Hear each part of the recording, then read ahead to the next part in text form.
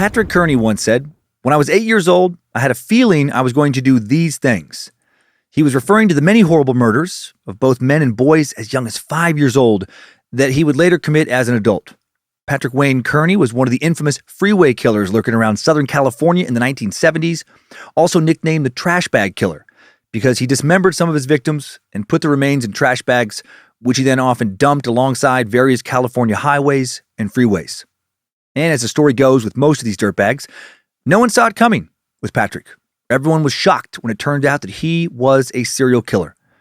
By day, Patrick was a hard-working engineer. His small stature, he was 5'5" and slightly built, and his high intelligence and friendly demeanor led most people, maybe even all people, to lower their guards when they were around him. No one, it seems, suspected that anything was seriously wrong with him, that he was capable of such violence, not even those he was closest to. He tended to kill after a fight with his boyfriend, David Hill, the only long-term romantic interest of his life. Or when David had temporarily left Patrick, dating someone else or even living with someone else in another part of the country, that was when Patrick, furious over the rejection, would drive around Southern California's highways, parks, gay bars, picking up young men and boys who had no idea they were now living their final minutes. What had happened to him before dating David that would lead to him reacting so extremely? Well, he'll later say he was severely bullied as a child and that he tended to pick victims who reminded him of those bullies. But I don't know if I buy that. I think, although he would never state this explicitly, that he primarily did what he did because it gave him a sexual thrill he couldn't get with the living, consenting person. I think he did what he did because he didn't want to sexually dominate you while you were still alive, when you might scream or cry or beg for your life or fight back or try and escape, when you might just move in a way that he didn't prefer. He wanted total control. He wanted to control you completely. He wanted his fantasy to go exactly the way he preferred. He wanted to sexually dominate you after you were dead, when you were nothing more than a sex doll made out of human flesh. I think Patrick Wayne Kearney was primarily driven by necrophiliac urges. Patrick's most consistent MO was to shoot his victims in the back of the head when they didn't even know they were in danger, then commit acts of necrophilia with their still warm corpses. He also sometimes savagely beat their dead bodies. Maybe those victims were the ones that reminded him of those bullies. And towards the end, when he'd refined his killing process after being inspired by the work of another serial killer, he would dismember his victims, drain their body parts of blood, put those parts in trash bags, and throw them away like they were literally just garbage. Their remains would generally be found near the side of some road. Unfortunately for Patrick, but fortunately for his victims' families, law enforcement, and for potential future victims, he used trash bags from where he worked. Uncommon, commercial-grade trash bags. And he left behind hair and carpet fibers that were eventually traced back to him thanks to him killing the wrong victim, a victim who was romantically linked to his partner David, a victim who people knew was last seen heading to Patrick's house. It seems that his romantic relationship with Dave was the trigger that led to the murder's beginning, and then jealousy over the same relationship got him caught. Had he never dated Dave, would he have ever become a serial killer? Would someone else just have provided the spark to light the same killing fire? Don't know.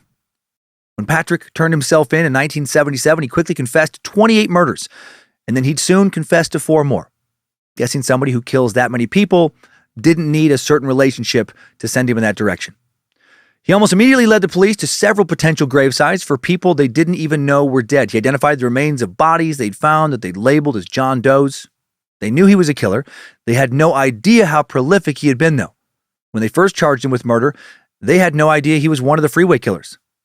Today we meet the least known of the Freeway Killers, Patrick Wayne Kearney, child killer, necrophiliac, and a man still alive today in prison on another serial killing, true crime, Monsters Do Walk Amongst Us edition of Timesuck. This is Michael McDonald, and you're listening to Timesuck. You're listening to Timesuck.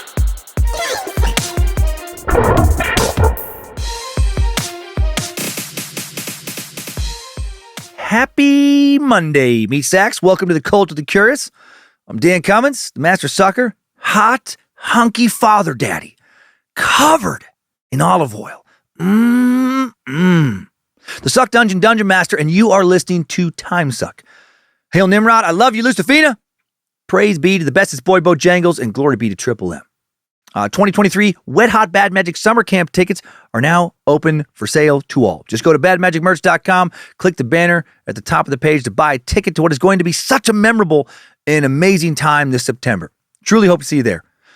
Also, thank you to all those who came to the Spokane, Washington, Burn It All Down stand-up shows. Hot damn! You were awesome crowds. Hoping I had just as much fun in Boise. Recording this in advance. Kansas City, St. Louis coming up this weekend. Tickets might not be left for those shows. All tour tickets available at dancummins.tv. See you soon, Sacramento. Tickets available for the second added show. Denver. Tickets available for San Antonio and Dallas. Denver may be sold out. And one more thing before we really get into shit today. Heed, time suckers. An epic collection awaits you. Now in store at badmagicmerch.com lies the official Time-Suckin' Dragons collection. On your merchandise quest, you will encounter a classic vintage dragon tee featuring a dyed 20 Time-Suckin' 3 colors. An epic campaign blanket to keep you warm on your quests. A magical drinking vessel commonly known as a mug. And a spiral-bound collection of parchment for campaign note-taking. The official Time-Suckin' Dragons collection awaits. So that's pretty fun. Also, reminder for the Killer Valentine's collection. Also fun. Incredible Valentine's card set featuring 8 of our top serial killer sucks. Each set includes 16 cards with 8 unique illustrated designs on foldable cardstock. I got a couple right by me. If you're not feeling the cards, how about some premium thick postcards? These things are so cool. Art Warlock really put a lot of sweat into these ones. We got a little Andre C. We got a little Ricky R. These are so fucked up. Eddie K. We got a little Freddie W. Rosie W. Oh, even little Jeffrey D. It's ridiculous. And if you're not feeling the cards, you can get some thick postcards, and we also have fun 5x7 wooden framed or unframed mini canvases and t-shirt options. So many options. And now Patrick Kearney, not Kearney. Last week in the week's preview, in last episode's preview for this episode, I guess Kearney. And I blame Kearney, Nebraska for doing that. A small city with the exact same spelling as this guy. Kearney. It's in the exact same country, but pronounced very differently by most people. But also, even an attorney who worked on this dude's case pronounced his name as Kearney over and over in a recent documentary. Also heard it pronounced by several people in documentaries as Kearney. One of the most annoying things about living in the great melting pot of the United States, all that melting from people all over the world has led to so much disagreement when it comes to how to say the fucking words over here. Anyway, I just needed to get that out of my head. And now let's get to know this disturbing front butt dump of a meat sack.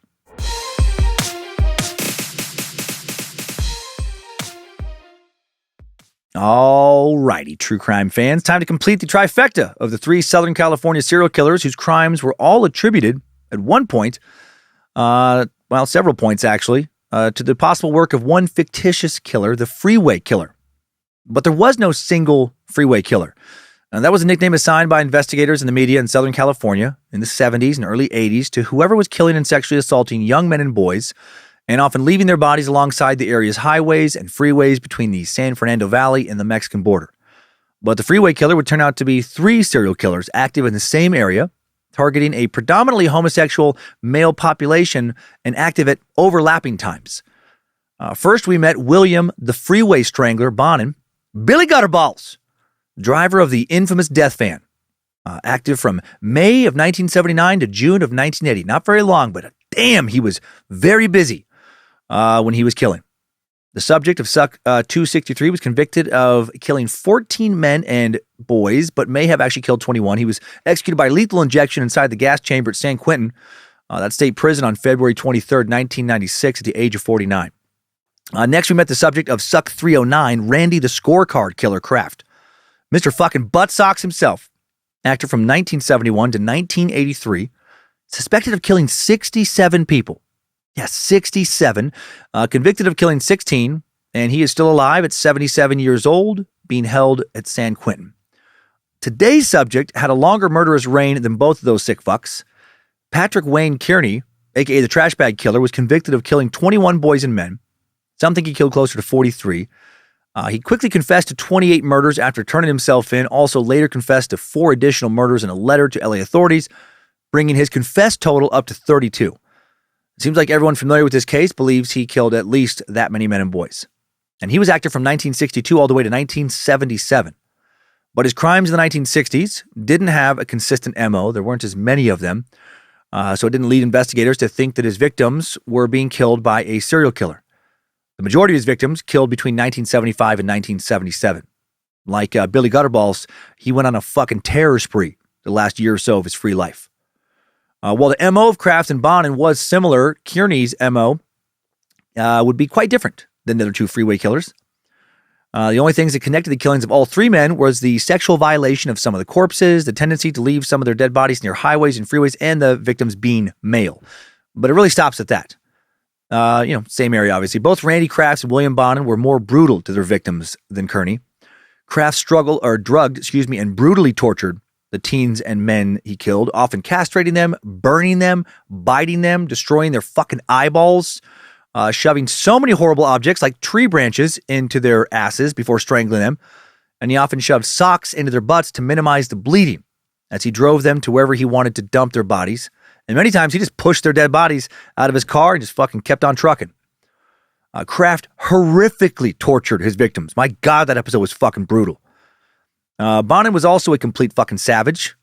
Like Kraft, also liked to strangle his victims. He was quite fond of torture, including occasional genital mutilation, even complete castration. Like Kraft, he raped his victims while they were still alive, often bit and savagely beat them. Unlike Kraft or Bonin, he for sure worked with a variety of accomplices as well, people he lured into his sick fucking game. One of those accomplices is in prison with Kearney today.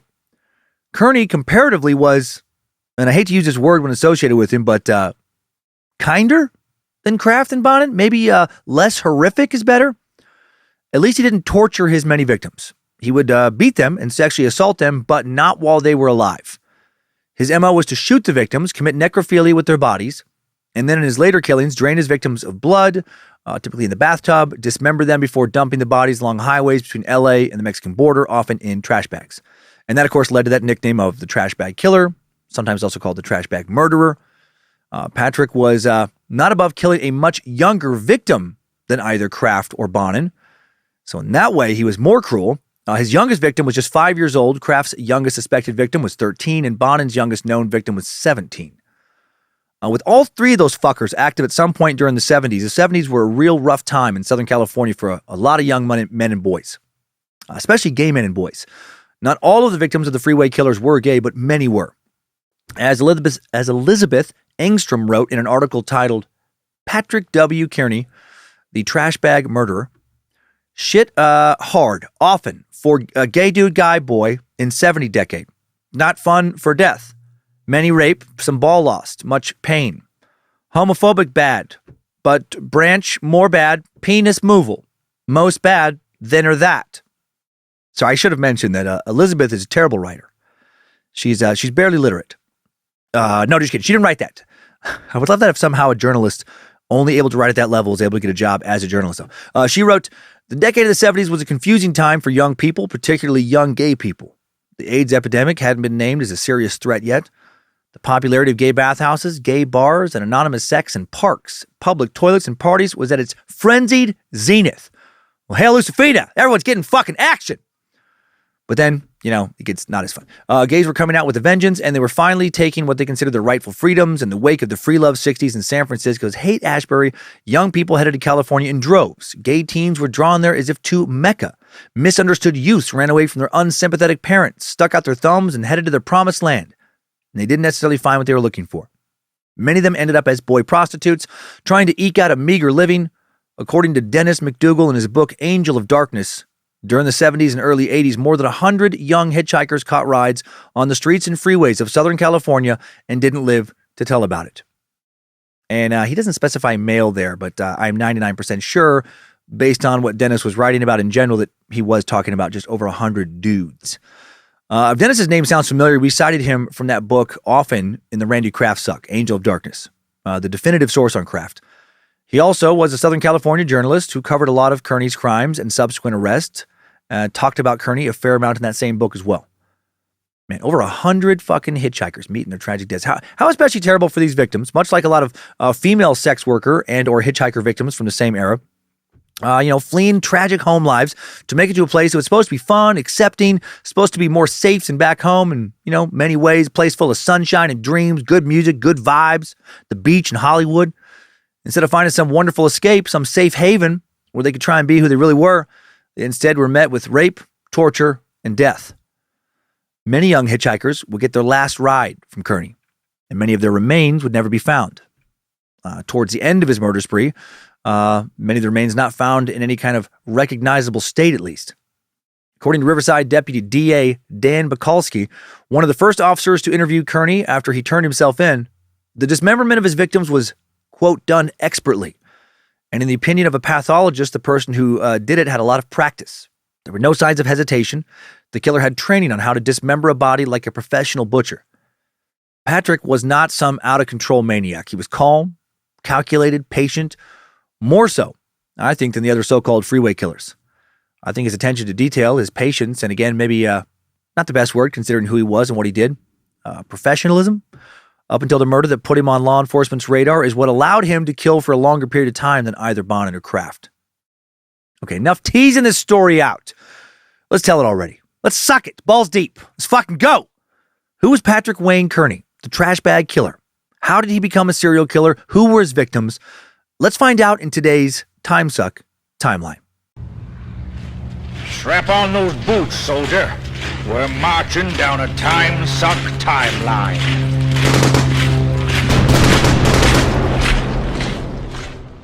Patrick Wayne Kearney was born on September 24th, 1939, at a maternity cottage in Los Angeles. The exact location is not given in any sources, and if you're wondering, what the fuck is a maternity cottage? Well, that's exactly what I asked myself when I came across that information. And I think the answer actually tells us exactly where Patrick was born. I did a web search of maternity cottage, and the only direct hits that came up from that exact phrasing all pointed to one place. A place actually called the Maternity Cottage that used to exist on the 100 block of South Utah Street, just across the LA River from Little Tokyo, that neighborhood of downtown Los Angeles. Not a lot of info on it. Sounds like it was a clinic that exclusively catered to expectant mothers and newborn babies. What I first pictured, for reasons only truly known to my subconscious, was some kind of Hans and Gretel witch's cottage out in the woods. I guess that's what my brain thinks of when I hear an association between cottages and children.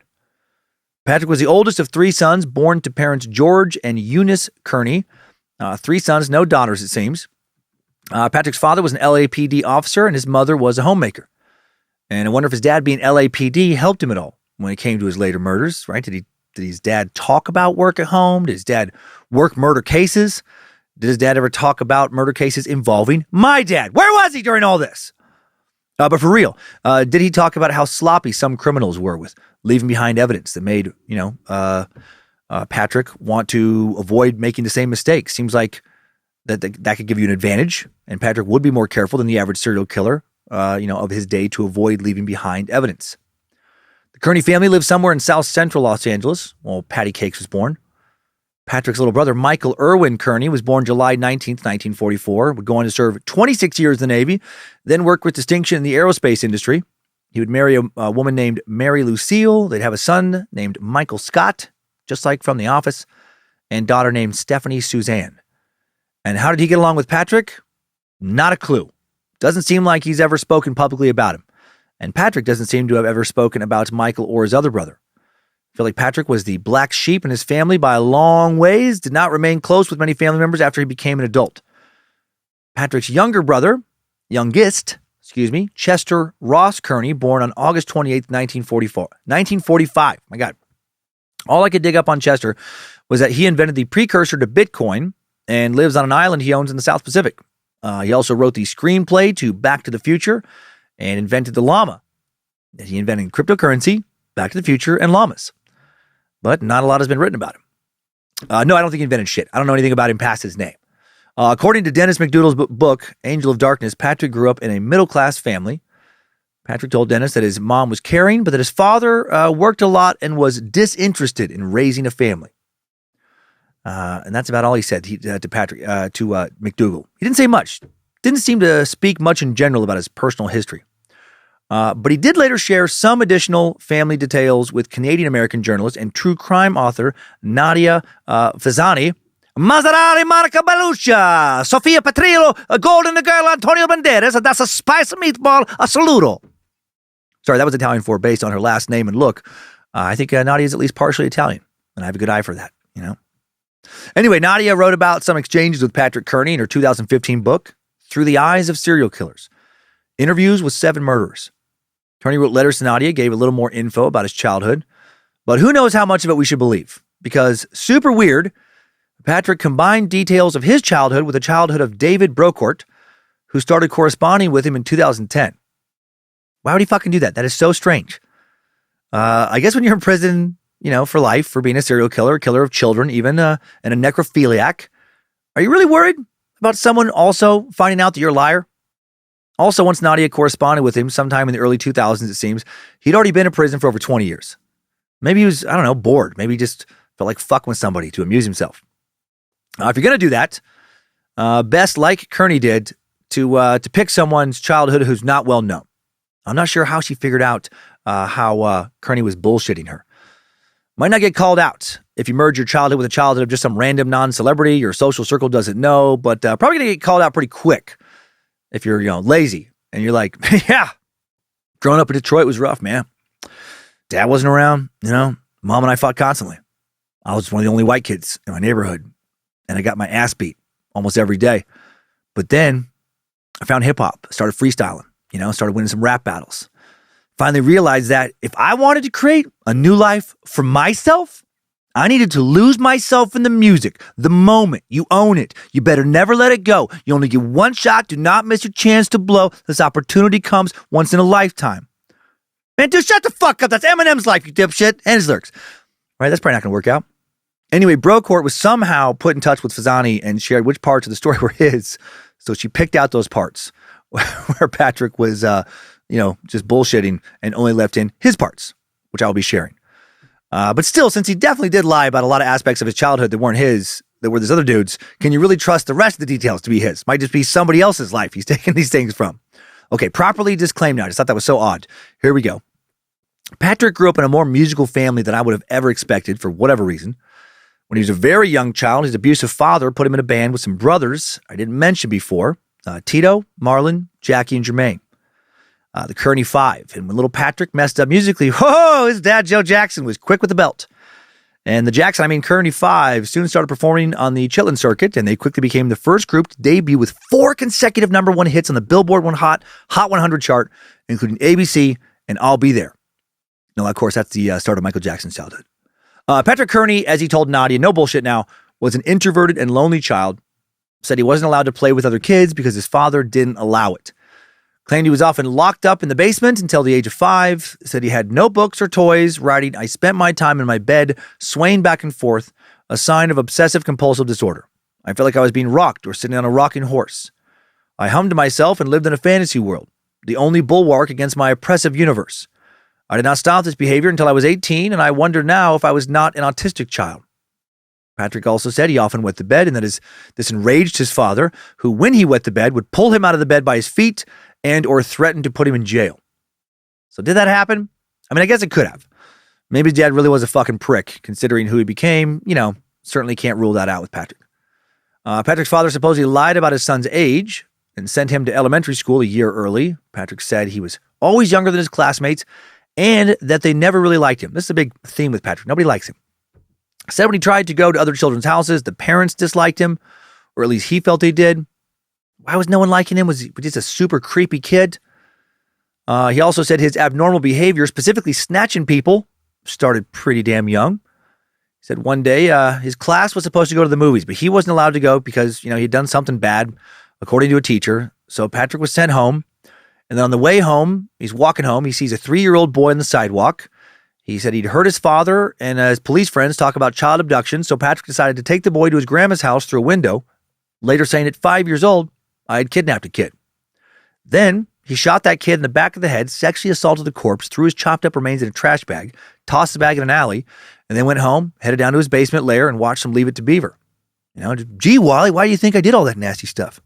No, thank God, no. Now, he wasn't quite as monstrous yet. Just fucking weird. Sounds like this kidnapping was resolved with no police involvement. The kid was not harmed, just weird 5-year-old sneaking a toddler into his grandma's house. September of 1944, Patrick, about to turn 5 now, starts elementary school, just backing up a little bit, in Montebello, California. Montebello is a city in Los Angeles County, located just east of East Los Angeles and southwest of the San Gabriel Valley. About 8 miles east of downtown LA. Incorporated back in 1920. Around 62,000 people live there now, but when little Patrick would have started school, would have been a lot smaller, between 8 and 10,000. Back in the 1940s, that area was still very largely agricultural, known for its large-scale production of flowers, berries, fruits, and vegetables. Poinsettias, sometimes pronounced as poinsettias, easy flower nerds, were a popular flower grown in the area. The area doesn't seem to be known for any agriculture now, or really for any one industry. The local hospital system, school district, and a big commercial printing company are the top 3 employers. Patrick, amidst the produce and the flowers being grown in this much more rural area than now, much more rural than now area, actually an area that was rapidly growing with a lot of people moving in, is said to have earned decent grades throughout grade school, which seems to have been far below his academic potential. According again to Nadia's book, Ciao Bella, Mozzarella Mario, Dana Baraducci. No, it's not a book. The other book I mentioned. The psychiatrist who examined Patrick after his arrest noted that he had an IQ of 180. Yeah, did he? That's absurd. Well above the threshold of 160 for a literal genius. Smarter than Ed Mother Kemper, if true. Nadia does not cite who the psychiatrist was, so maybe valid, maybe not. I don't know, who the fuck knows. Maybe Patrick, in addition to being a monster, is a massive waste of tremendous potential as well. By the time he later finished school, Patrick, who learned to love languages, supposedly became fluent in Spanish, Japanese, and Chinese, according to some sources. I do question this as well, but maybe. I mean, he would write letters from prison later in various languages, so I don't know. Maybe he is a master linguist like myself.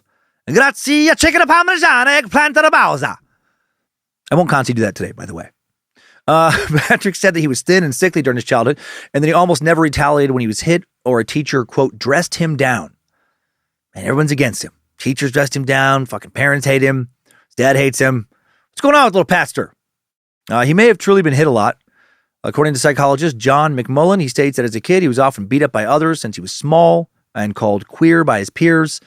Other sources reference him being called all sorts of other things related to being gay, frequently bullied. I do think he was bullied. He pretty consistently has mentioned this. He was a small kid. He grew up to be 5'5" and of a slight build. And he did seem to be introverted and possibly also pretty autistic. Asperger's maybe. I could for sure see him being a bully magnet.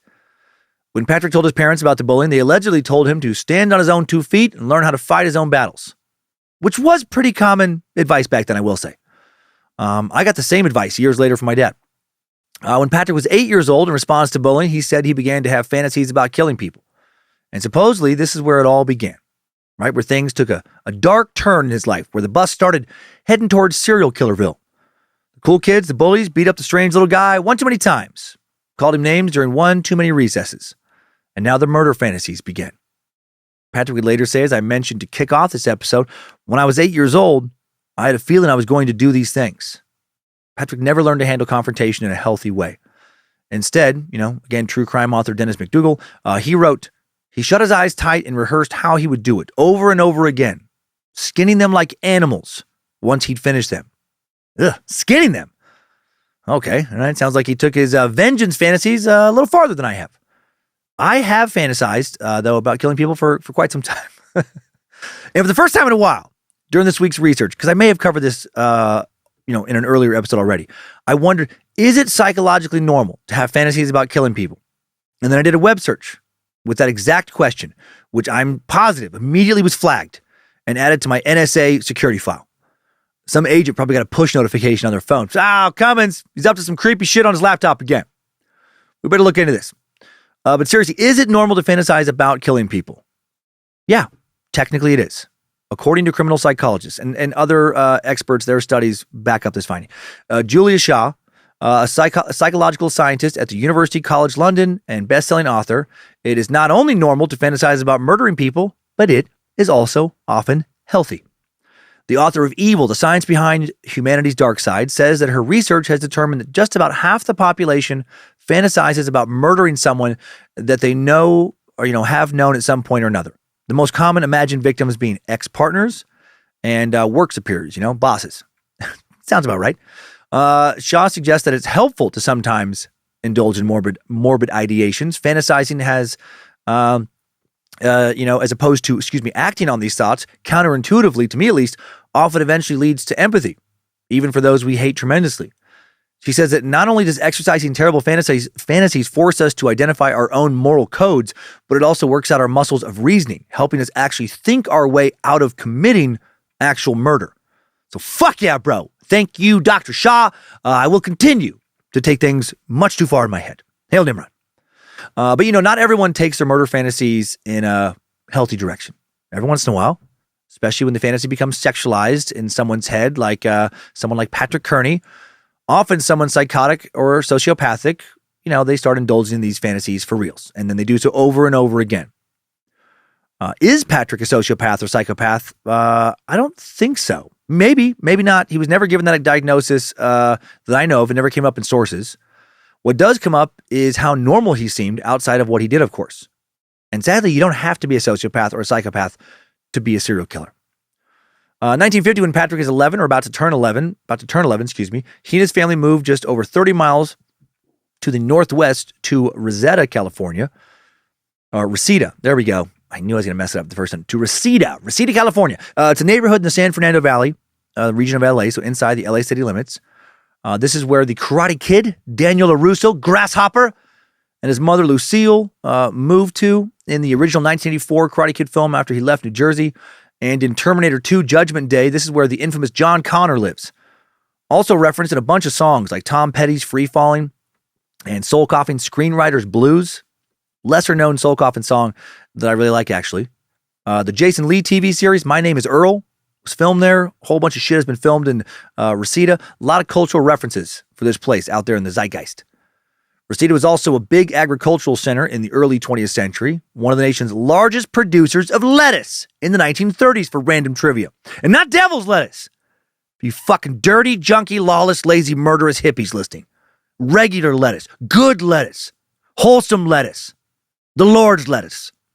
The area also grew a lot of lima beans, sugar beets, and randomly walnuts. Why not? Someone's got to grow walnuts, I guess. Not going to fucking magically make their way into delicious fudge after appearing out of thin air. In the 1940s, big farms started to be bought out by residential developers in the area and has started to transition into a fast-growing LA suburb. The Kearneys, one of thousands of families to move there in the 1950s. It's no longer known for really anything other than being what looks like a nice, comfortable suburb north of the Santa Monica Mountains. I imagine when Patrick grew up there, it had a pretty mixed vibe as far as suburban and rural goes. Plenty of cul-de-sacs, but also plenty of farmland, walnut groves. So many lettuce trees growing the Lord's lettuce. I know lettuce doesn't grow on trees. Stop rolling your eyes at me. And a lot of undeveloped natural land down around the Santa Monica Mountains. Must have had a fair amount of undeveloped land because while living here, Patrick would get a bit into hunting. I guess it doesn't specifically say that he did hunt around here, but it sure seems like he did. When Patrick was 13, his dad purchased a .22 caliber rifle for hunting and taught Patrick how to hunt, how to shoot. Told him that shooting a pig above and behind the left ear would shed the least amount of blood and ensure that the pig would die quick. And apparently Patrick made a note of this killing technique and really kept it to heart. Is that even true, though? Like, why the left ear? I did do another internet search. Now I looked up, quote, where is the best place to shoot a pig to have it bleed the least? And I looked up variations of that question, which I'm sure sent more push notifications to my dedicated NSA agent. What the fuck is Cummins doing? We have to arrest him. He's a time bomb. If those queries didn't get a notification sent, my next question surely did, which was, will someone bleed much if you shoot them behind the left ear with a .22 caliber weapon? That's when the agent was like, that's fucking it. I'm going to Coeur d'Alene now. I just hope the bodies aren't stacked too deep by the time I get there. Kearney loved himself a .22 caliber weapon, both pistol and rifle. And according to random firearm experts on the web, .22 caliber bullets are a popular choice for assassins/hitmen because they will often penetrate a victim's skull, like with a headshot, especially up close, but not come out the other side and therefore actually not make a very big mess. Strong enough to penetrate the skull once, but then often, sort of ping pong around inside a person's skull a bit instead of barreling out the other side, which will also kill someone faster by mangling their brain instead of carving just one path through it, or can kill them faster. And there is debate online about how much mangling these bullets can do in this way, but experts do seem to agree that if you have the right firearm, a headshot with a .22, it's just not going to make a big mess like a larger caliber will do. Patrick will later use techniques like this to kill other animals without supervision, do a little practice before he gets to people. And at least according to some researchers from Radford University, started to find pleasure in rolling around in their blood and guts. So that's not good. Patrick, as he falls in love with shooting various animals in the head, perfecting a killing technique that satisfies him, maybe shooting them some more, maybe gutting them, maybe rolling around their fucking blood, whatever, also starts to have fantasies about having sex with someone he has complete control over. And that is really not good. Very terrible combo combined with the other stuff. Also, how does his parents not realize he was doing some real sick shit, like rolling around in guts, if that's true? How are his clothes not getting so bloody? Or was he getting naked and doing that and then wiping himself down with rags or something and hopping in the shower? I mean, if his family knew about any of this, I guess they would probably never publicly talk about it. They never seemed to publicly talk about him at all, just ever. Patrick will also later tell psychologist C. Wright Anderson, yep, his fucking name is C. Wright, don't meet a lot of C. Wrights, that at age 13, in addition to all this shit, he fucked the family dog and then continued fucking dogs into his late teens. Patrick will later say about this, I just find this quote so funny in this context. I went through a period of frustration through my late teens and I was slow to grow. I wanted to get even with people. What? Like, what? What does fucking dogs have to do with getting even with any people? Like, it's just such a very weird place to go to in your head. Just, oh shit, you done did it, Billy Anderson. You have stuffed me in a trash can for the last time, motherfucker. Oh, when I get home, oh, holy shit, am I gonna fuck my dog? Oh boy, you just wait. You just wait till I get home and wear up my dog's butthole after you push me too many times. Also, anyone else really wondering what kind of dog he had? Sources don't say, and it drives me fucking crazy. I mean, are we talking about a 40-pound dog or a 100-pound dog?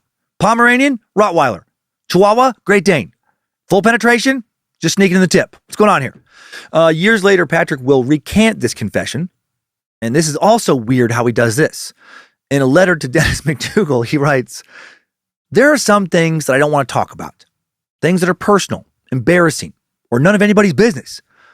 When people insisted, I either misled them or they misled themselves. For example, when Dr. Anderson asked what I did with that dog, I refused to answer. The truth would have been embarrassing and humiliating, more so because the doctor had another guy in the room listening. Dr. Anderson was determined to have an answer. He said, 'Did you do such and such?' And I said, 'Yes,' just to get away from the subject. If you think about it, the act that Dr. Anderson described with the dog sounds highly improbable. I've never tried it, but I'd be willing to bet that most dogs, especially a large, strange male, would bite you before you got started. Might not even be physically possible. You might consult a vet or other dog expert about that, or you might approach a large, strange male dog with a banana and see what he does. Ha ha. That's his words with a banana, not mine, just for the record. I think you see my point. In fact, your own pet might bite you, even if you only used a pencil. So should we believe his original confession or him recanting it? Because, like, to me, it's just so weird when he says this one part of that, when he says the truth would have been embarrassing and humiliating, right? What? What did he do with a dog that was more embarrassing and humiliating than fucking? Like, I'm so confused. Like, am I reading that incorrectly? I mean, did he just say that he admitted that he just said he fucked the dog to avoid embarrassment because the truth was worse? What was the truth? Did he let the dog fuck him? Did he blow the dog? Did he eat the dog out? Did he toss the dog salad? It had to have been one of those, right? I think, I don't know, in my gut, I think he tossed the dog salad. That's what I want to believe. I think he used to lick dogs' buttholes, you know, because dogs are used to having their buttholes licked. And I bet he jacked off when he did it. And that was too embarrassing to admit. Humiliating. Patrick Kearney, dirty dog butthole licker. Print it. Fact. Patrick will also deny all of his murders when corresponding with McDougal, saying, "You might find evidence that other people were involved in my case. You could look at confiscated photographs and films that the police have. They should have obtained quite a few while investigating other cases similar to mine. You might find photos of some of the alleged victims of my case. You should especially look for movies showing live torture or evisceration. Okay, he is for sure lying here. This guy, he does lie a bunch. You'll realize this by the end of the episode. He confessed to his murders, a whole bunch of murders, confessed quickly, and led investigators directly to bodies that they didn't even know were out there. How could he have done that if he didn't commit these murders, or at least help someone else commit these murders? 1953, Patrick starts junior high. Back in the timeline now at Diane St. Leachman Special Education Center in Reseda. Very interesting to me. According to the web, this is a school for students with special needs. I don't know for a fact that it was back then. There's not a lot of info on it out there. I wasn't going to call him up and say, hey, serial killer went to your school, over half a century ago. Do you know if he was special needs? But according to the web, it is. And if he was a genius, again, according to the web now it is, but why would he go to a school for kids with special needs? But I guess, maybe he really was autistic or something similar. He said he experienced bullying at this school as well. Around this time, his dad, George Kearney, leaves the LAPD after so random, getting a job as a salesman at a travel agency in a very small town in Arizona. The Kearneys now briefly moved to Wilcox, Arizona, and Patrick enrolls in Wilcox Middle School. And Wilcox is a little town of just over 3,000 people, about 80 miles east of Tucson, in an area mostly known for wine production now. Back in the 50s, it was, even smaller and largely known for cattle. Does not seem like a place that would have had a big travel agency business back in 1953. Doesn't seem like George killed it in the Wilcox travel game because the family moved to Redondo Beach, California later that same year. Not sure if George got back into law enforcement, stayed with the travel business, or tried something else. Man, Redondo Beach, that is a lovely place. Down in the South Bay of Greater LA, home of the Redondo Beach Pier. It's very cool. Redondo Beach incorporated in 1892, almost exactly 30 miles south of Reseda. Just over 70,000 people living in the city of Redondo Beach today, and a lot of them are doing very well for themselves. They could sell their homes and make enough on the equity to buy another house outright in many other parts of the country and still have a big old nest egg to live off of. It's a city of surfing and beach volleyball and lots of expensive real estate. The Beach Boys reference Redondo Beach and Surfing USA, parts of Point Break filmed in Redondo Beach. Honestly, Redondo Beach seems to me like a pretty idyllic place to spend your high school years. And actually, I was friends with a guy down in LA who did grow up in Redondo Beach, and he said it was fucking epic. Not sure what high school he went to here. Source after source just does not say. He must have just mentioned in interviews that he went to high school in Redondo Beach, but never specified which school. In 1957, 17-year-old Patrick graduates from whatever high school he went to, and then he and his family moved to Houston, Texas, where Patrick will maybe sneak in a very brief marriage to an unnamed woman, according to multiple sources. No details are ever given, and I cannot find a mention of this in any marriage records. I doubt personally that this happened, despite it being in multiple sources. I think sources confused Patrick with his future romantic partner, David Hill, when it came to the Texas marriage part of their story, and we will meet David in just a second. I can't find a single quote from any interview of Patrick ever referencing a marriage or a quote from any investigator or journalist. It's just a statement that pops up in source after source with no reference as to where it comes from. Patrick soon returns to California, living again in Redondo Beach, starts taking engineering classes at El Camino Community College in Torrance, California. He will never get a degree, but he will learn enough to get a job in the engineering field. 1958, before he does that, to the age of 18, Patrick joins the Air Force after he completes basic training, because he'll take classes off and on for many years. After he completes basic training, he'll supposedly get stationed in Texas. Sources don't say which base in Texas he'd be stationed at. Sadly, we had to rely more on old newspaper articles than a good biography with Patrick. There's no real good core source that has lots of, very, specific details that we were able to find. Less written on him than has been written about the other two freeway killers by quite a bit. 1960, still in Texas, Patrick, now 20, meets an 18-year-old man named David Hill from Lubbock, falls in love. Hill was a looker, especially compared to Pat. He was a hot, ripped, olive oil-drenched daddy. No, but Hill was a lot taller and a lot more muscular than Kearney, also married to his high school sweetheart, Linda. After dropping out of high school, Hill had enlisted in the Army, but did not last long. He quickly received a medical discharge for an undisclosed personality disorder, presumed by researchers to be homosexuality, since the military considered that a mental illness at that time, and that is how they would often code it.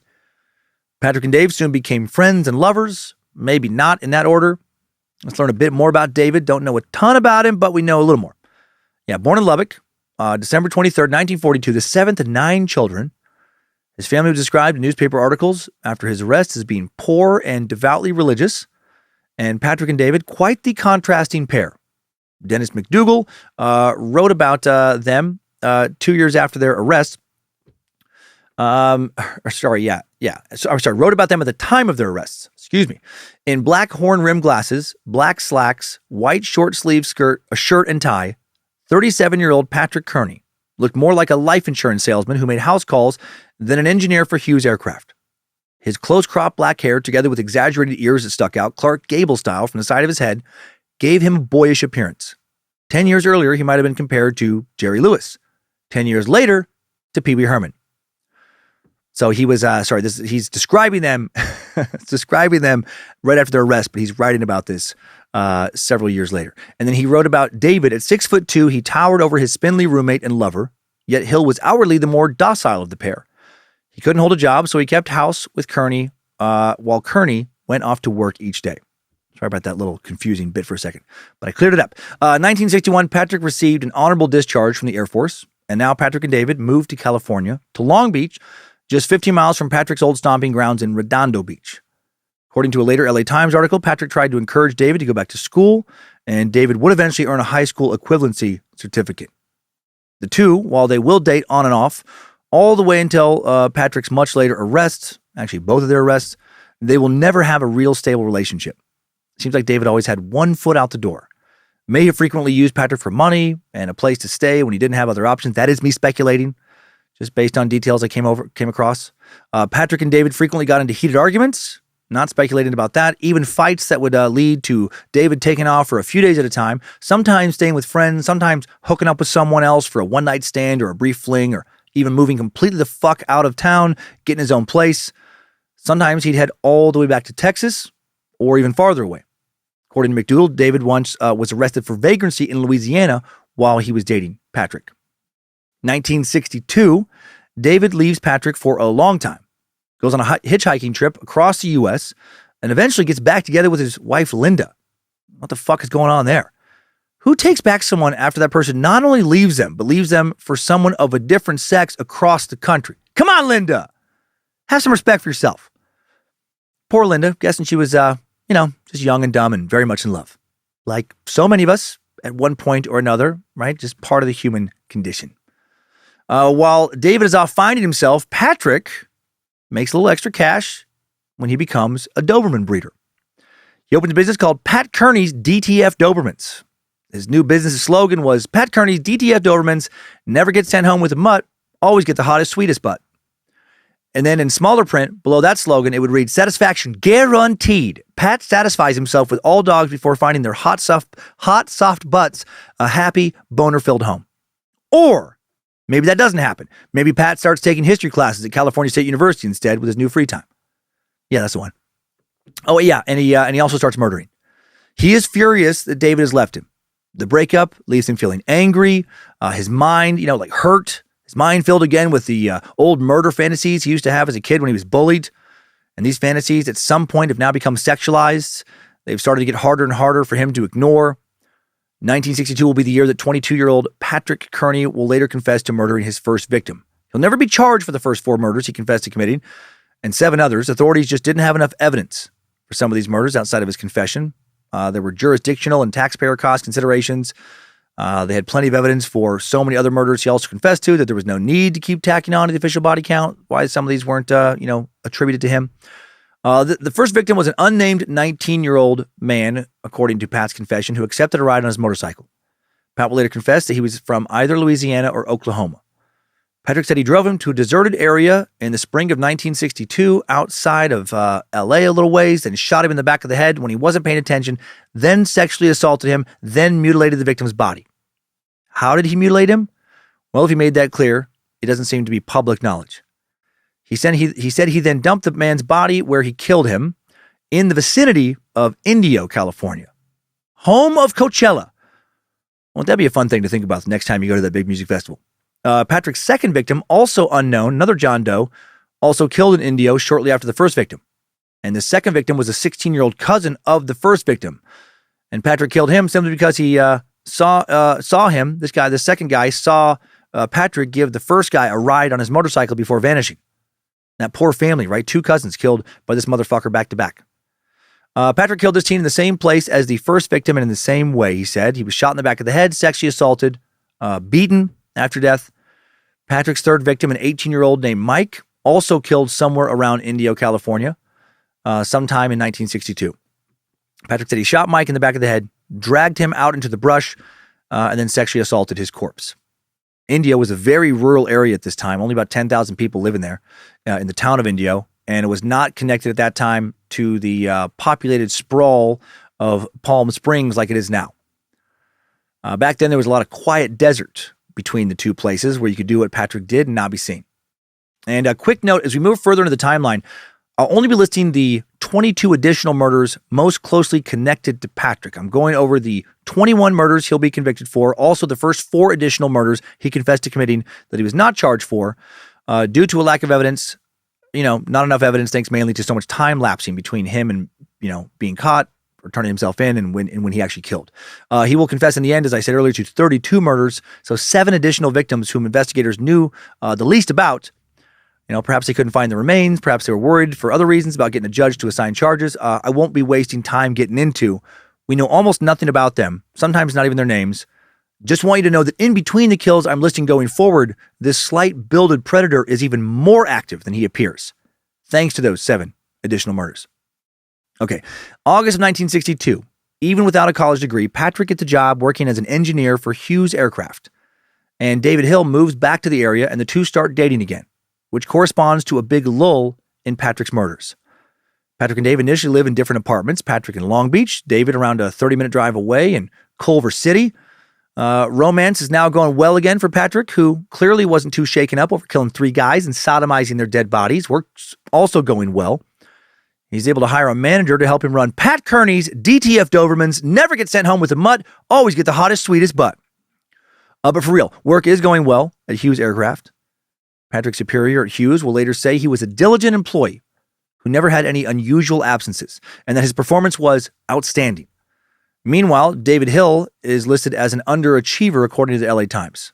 And according to other investigators and journalists, they have variations of that to say about him. He worked several different jobs off and on, spent a lot of time at home. One of his jobs was literally described in the newspaper as towel boy at health spa. I mean, if he had that job at this time, though, he's only 20.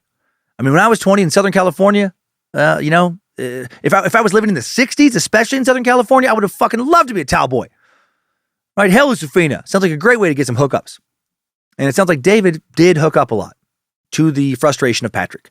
Even when they're together, it was an open relationship, and David, being a lot more handsome than Patrick, got a lot more out of the openness than Patrick did, which perhaps fueled his murderous rage.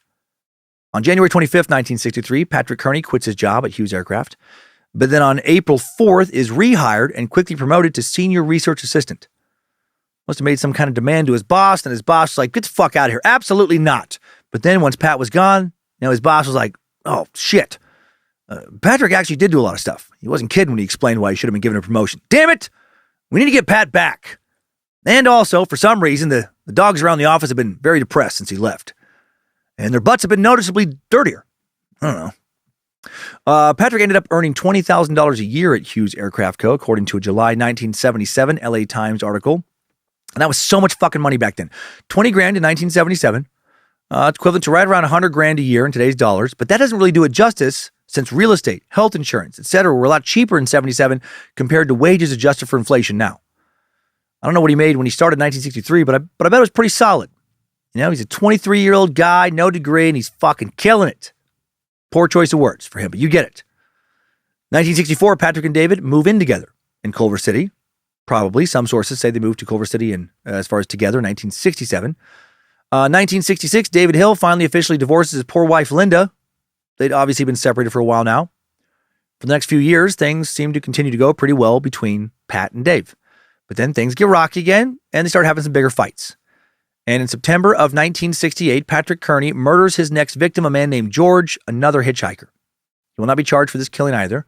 When asked why he killed these first victims, Patrick said he just snapped. That it was nothing personal against his victims. It was a fantasy that had spiraled out of control. Kearney said that in many cases, he barely spoke to his victims before he killed them. He'll also later say that some of his victims reminded him of bullies from when he was in school, but he never specifically says which victims. I kind of wonder if he came up with the bully fantasy to elicit some kind of sympathy from people once his crimes became known. Right? Still super fucked up, but it seems maybe less fucked up than killing people strictly to use them in some kind of necrophiliac fantasy. And maybe it was both. Maybe some victims did remind him of bullies. Maybe others just got him sexually excited. He also kills a few people just to keep them from identifying him as a killer. So, he could have killed for all sorts of reasons. Just like we all get cranky for various reasons, sometimes lash out for different reasons. I'm sure a lot of serial killers kill different victims for different reasons. George would be buried under the driveway of the home Pat and Dave lived in on Van Buren Avenue in Culver City.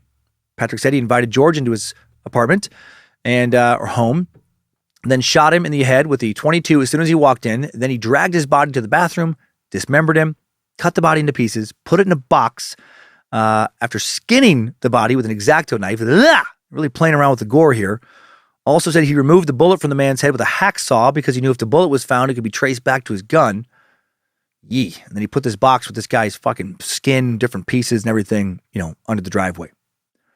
George's remains would not be found until July of 1977, when Kearney directed the police to where he was buried after turning himself in.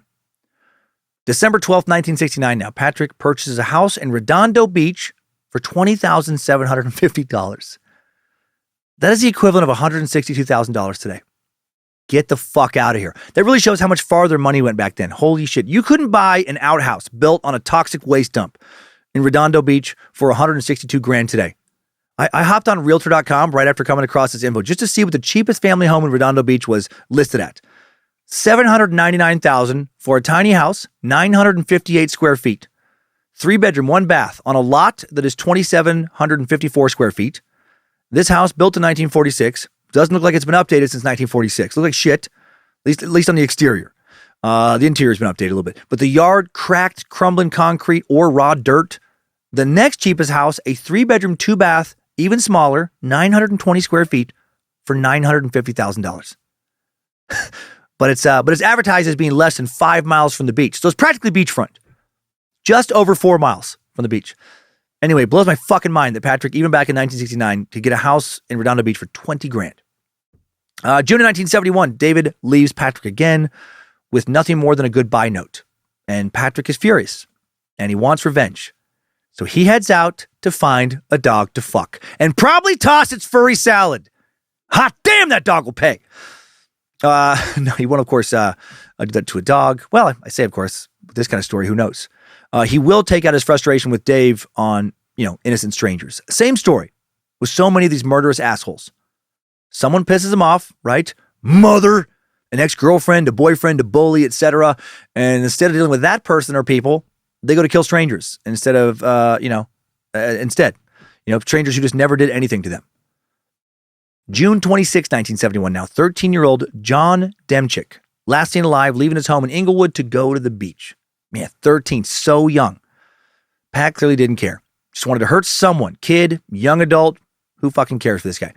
John's parents quickly report him as missing.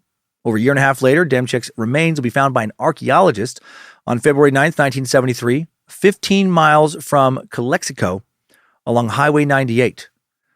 Calexico is a California and Mexico border town of just around 40,000 people now, just right on the border. With Mexico, just across the border from Mexicali. John was shot to death. Sources don't mention if his body was sexually violated or otherwise assaulted after death, strongly assuming it was. This is the first murder Kearney will later be convicted for. September 22nd, 1973, the body of 17-year-old James Fletcher Barwick is found in the Escondido area. He had died within the past 24 hours. He was described as a transient from outside of San Diego County. According to the Times Advocate, he may have come to Escondido from the LA area. James had multiple gunshot wounds to the back of his head. He was found by young people parked in the area at 10 p.m. In a dirt area 50 feet away from the San Pasqual Road. James had his birth certificate with him. Again, no mention of post-mortem assaults, but I would assume something happened. August 24th, 1974, 5-year-old Ronald Dean Smith, 5-year-old, goes missing from Lenox Park near his home, August 24th, 1974, 3 p.m. His mom, Joan O'Connor, told the police that Ronald went missing from Lenox Park, just blocks from LA's LAX airport and about a block away from their house.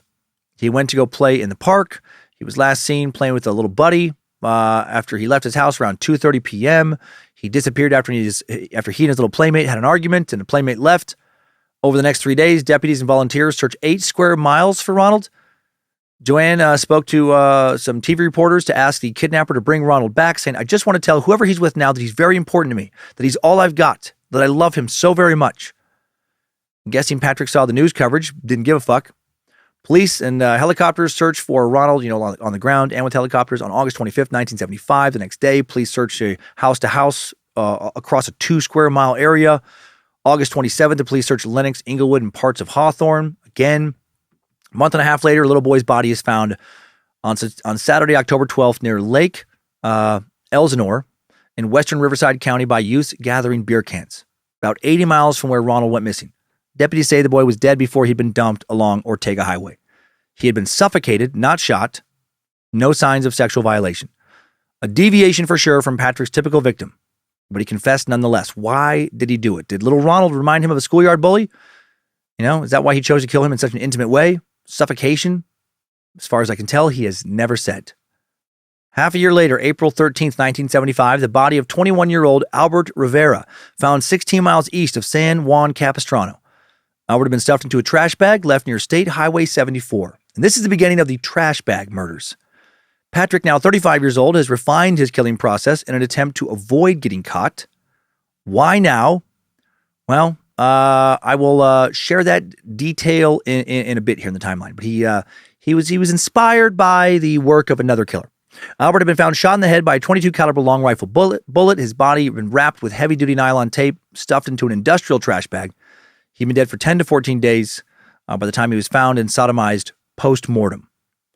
Half a year later, October 29th, 1975, the police believe that 21-year-old Larry Gene Walters from Inglewood, California was killed by Patrick Kearney and also sodomized post-mortem. Larry Walters was a mechanic from Hawthorne. According to Larry's sister, Karen Fryer, he was mentally slow and had the mentality of an 8 to 10-year-old child. Larry's family was very protective of him because he was trusting and would believe anything anyone told him. This poor bastard. He went missing in late October 1975 after trusting the wrong guy, one of the worst guys. Larry worked at the end of the block where his sister Karen lived, and he'd been visiting his sister every day at noon when he went missing because he was waiting on some checks to be mailed to him after a car accident. The day Larry went missing, Karen had told him she would spend the night that he could spend the night at her house so he didn't have to hitchhike to work the next day. She went out to a Halloween party, didn't get home until around 3 a.m. Lights in the TV were on when she walked in, and the house was in a little disarray, which was unusual because Larry was a very clean person. Karen still thought everything was fine, though, and that Larry had just gone out briefly. So she went to bed. When she got up, it looked like Larry had went to work.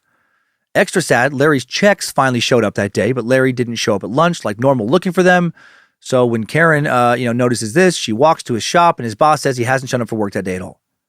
Now she wonders if he had gone out to hang out with some friends and maybe overslept. Still doesn't call the police. Next morning, Karen's mother calls, says Larry hasn't shown up at her house either. Now the family's worried, and Larry's mom files a missing persons report.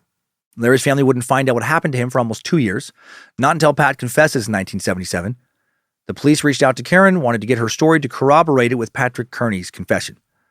Patrick said he picked up Larry while he was hitchhiking, drove him to his Redondo Beach house, once inside, quickly shot him in the head, and then did what he did. Told police he chopped Larry up, removed the blood as best he could in the bathtub, cleaned up his remains, put them in trash bags, then scattered them around the outskirts of the LA metro area. And his remains have never been found. 5 months later, March 1st, 1976, 17-year-old Kenneth Eugene Buchanan runs away from his home in Lawndale. He was a junior at the Lloyd Continuation School, and his remains will be found a little over a month later, April 7th, near California Highway 98, 17 miles east of Calexico.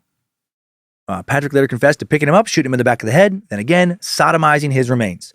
And then how extra fucking horrifying, while raping him, Kenneth woke up. Patrick panicked, grabbed his gun, shot him 3 more times. Yikes. Man, what a fucking terrible way to go. 3 weeks later, March 21st, Patrick was back at it.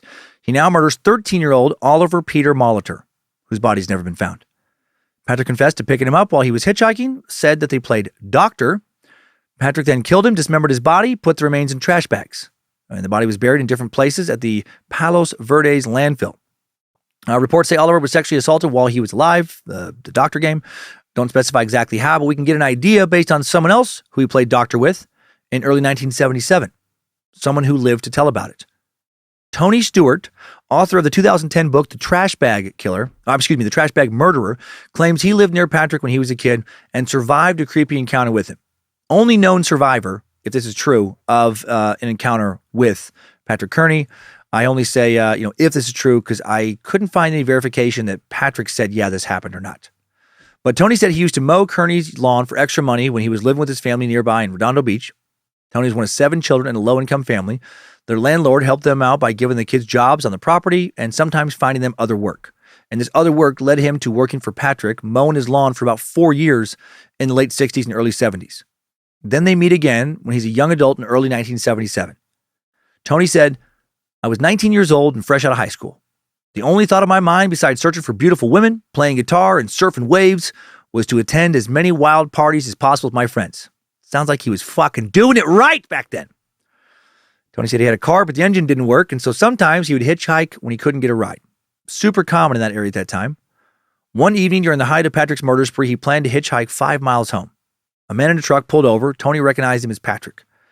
They spent some time catching up. Tony said he was looking for someone to buy him beer. Patrick agreed, but said, you'll have to drink it at my house. You're a minor. I don't want you getting into any trouble. What a nice guy. A lot of states lowered their drinking ages in the 60s and 70s, below 21, but I guess California, not one of them. The two made it to Patrick's house around midnight. Patrick still lived in the same place where Tony used to mow the lawn. Patrick invited Tony to sit down, headed to the kitchen, asked Tony about his life, some small talk. When Patrick comes back, Tony says he reached into a black doctor's type bag beside the television and pulled out a stethoscope. He put it around his neck and said, I used to be a doctor. Of course he wasn't. Then asked if he could listen to my heartbeat, adding that he wanted to hear if my heart slowed down while I was drinking. I was so naive. I calmly said, sure, I don't care. I didn't think anything odd about the request. Besides, I figured he did buy me beer. He placed the instrument on my chest, outside my shirt, began moving it around trying to locate my heart. That should have set off a red flag. I used to be a doctor. Where's your heart? He's pushing the stethoscope around his fucking shoulder and then down in his thigh. Is this your heart? It's been so long since I've been doctoring. Next he asked, Tony says, could you lift up your shirt? I can't hear anything. Without thinking, again, red flag. The doctor would know that he wouldn't be able to hear something through the shirt. He continues to move it around on my chest. After I lift up my shirt, suddenly he began to slowly lower the hearing mechanism towards my belly button. I did not feel comfortable with this, told him I needed to get going. I added that my parents might lock me out if I get home too late. As I spoke, I heard someone keying the doorknob to enter the residence. About to enter. Kearney's face quickly turned to the direction of the sound. It was his roommate, David Hill. As Hill began to open the front door, Kearney quickly jumped back away from me, as if he didn't want his roommate to know what he was doing. Nervously, he said, Dave, do you remember Tony? He used to mow our yard. Say hello. Dave Hill quietly said hi and continued walking straight to the bedroom. As he was walking, I repeated, well, I really have to get going. I wanted to make sure Hill had heard me. Pat said, okay, let me get the keys to my truck. I heard him tell Hill, David, I'll be right back. I'm just going to drive Tony home. And then right before Patrick, I think, undoubtedly was going to sexually assault Tony, if not kill him, he did drive him home. Man, it was a quiet ride. When they got close to Tony's house, he told Patrick to pull over because his house was across the street from a park. He lied about this location because he was nervous that Patrick might come back to find him later. Patrick made Tony promise to stop by again the next day. Tony wrote, I remember Pat Kearney had a strange look in his eyes that I will never forget. It was almost hypnotic. He mentioned how good it was to see me again and look forward to tomorrow. I said, well, I'd better go. And then I began walking north. I looked back and watched as he turned the truck around and began driving away. Then I ran full speed around the corner to my house. I looked over my shoulder and noticed him turning around again. He must have seen me running because he made a U-turn in my direction. I made it to a house around the corner, hid behind my fence. I watched him slowly drive by, looking around, but he didn't see me. I thought it was strange that he turned around. I wouldn't realize it until months later that if his roommate hadn't come home when he did, I might have been killed. Months later, Tony's brother calls and tells him to watch the news. He turns it on, right? Sees Patrick's face on the fucking screen and says, I almost fainted. I began to tremble thinking about the night I was at his house alone drinking beer and how he acted. I thought, my God, I was alone with a serial killer drinking beer in the middle of the night. This close call would not supposedly be the only connection Tony would have with this monster. He also wrote that about 6 months before his game of doctor, he and his friend Gene Austin were going to a party with their friend Billy and one of Gene's friends, John Woods, a.k.a. Woody. Woody, 23 years old, spent the night regaling them with war tales from his experiences in Vietnam. The party they were going to was shut down by the police by the time they got there, so they drove around drinking beer. Tony and Gene then dropped Woody off at a bar and Billy at his house. Tony and Gene spent the night together, went surfing the next day. The next day, they tried to surf, but the waves weren't very good, so they washed Gene's van, and while doing that, 2 detectives show up, point their guns at them, and order them to get on the ground. One detective asks why they were washing blood out of the van. They quickly learn that their friend Woody has been found that same morning, fatally shot in the head in San Diego, about 2 hours away from the bar where they dropped him off. They wouldn't learn until a year later that John Woods was one of Patrick Kearney's victims. Fucking how creepy. No wonder Tony wrote a book about the trash bag murder. I'm sure he thought about that motherfucker almost every day after that. Okay, jumping back to the month after Patrick plays doctor and then kills 13-year-old Oliver Peter Molitor now. On April 19th, 1976, Kearney murders 14-year-old Larry Armendariz, listed as 15 years old in some sources. So many super young victims, right? Patrick is 36 at this point. Larry was already a frequent hitchhiker. Patrick picked him up, shot him in the back of the head, sexually abused his body back at his house, right? Dismembered him, drained the blood in the bathtub, wrapped up his remains, and hid them. Less than 2 months later, he's killing constantly now. And not because he and Dave are continually fighting. He's clearly really developed a taste for all this, a dark addiction of sorts. And as soon as he kills, I imagine the thrill starts to wear off when he starts looking to kill again. Well, on June 11th, 1976, 13-year-old Michael Craig McGee from Redondo Beach goes missing near his house. His remains are never found. Patrick will confess to shooting him in the back of the head, sodomizing him, dismembering him, disposing of his pieces in trash bags. Michael actually was acquainted with Patrick from seeing him around the neighborhood. Probably thought he was a nice guy. Might not have ever seen the gun pointed at the back of his head. Just 10 days later now, June 21st, 1976, 23-year-old John Woods is found in his Hollywood apartment with a gunshot wound to the head. Woods was originally from Iceland, but had been living in the U.S. for 5 years and worked as a busboy at a department store restaurant. Patrick also confessed to this murder. No mention made of post-mortem sodomy or dismemberment. Things clearly didn't go according to plan for some reason. A month later, August 23rd, 1976, Patrick now kills 17-year-old Larry Epsey in Redondo Beach. Pat picked him up while hitchhiking and tranquilized him. Changed it up now. He tranquilized him, brought him back home, dressed him up like a fucking clown while he was passed out, woke him up with some smelling salts, and then, while pointing a gun at him for some incentive, makes him learn how to juggle. First pins, then knives, then small chainsaws. Took 3 days.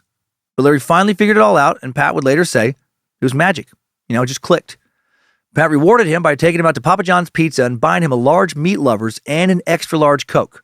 Better kidnapping, better juggling, Papa Kearney. Of course, that's horseshit. No, Pat shot him in the back of the head, then sodomized him. I just got tired of fucking saying the same MO over and over again. Cut his body into pieces, put it in trash bags, toss the bags in places sources do not list. Just 5 days later, man, August 28th, 1976, the body of 20-year-old Wilford Lawrence Fairty found in southeast San Diego County. Again, he'd been shot in the back of the head. No other details are given. Sometime during the fall of 1976, no exact date given, 17-year-old Robert Billy Benefiel, also killed by Pat in Redondo Beach. His body never found.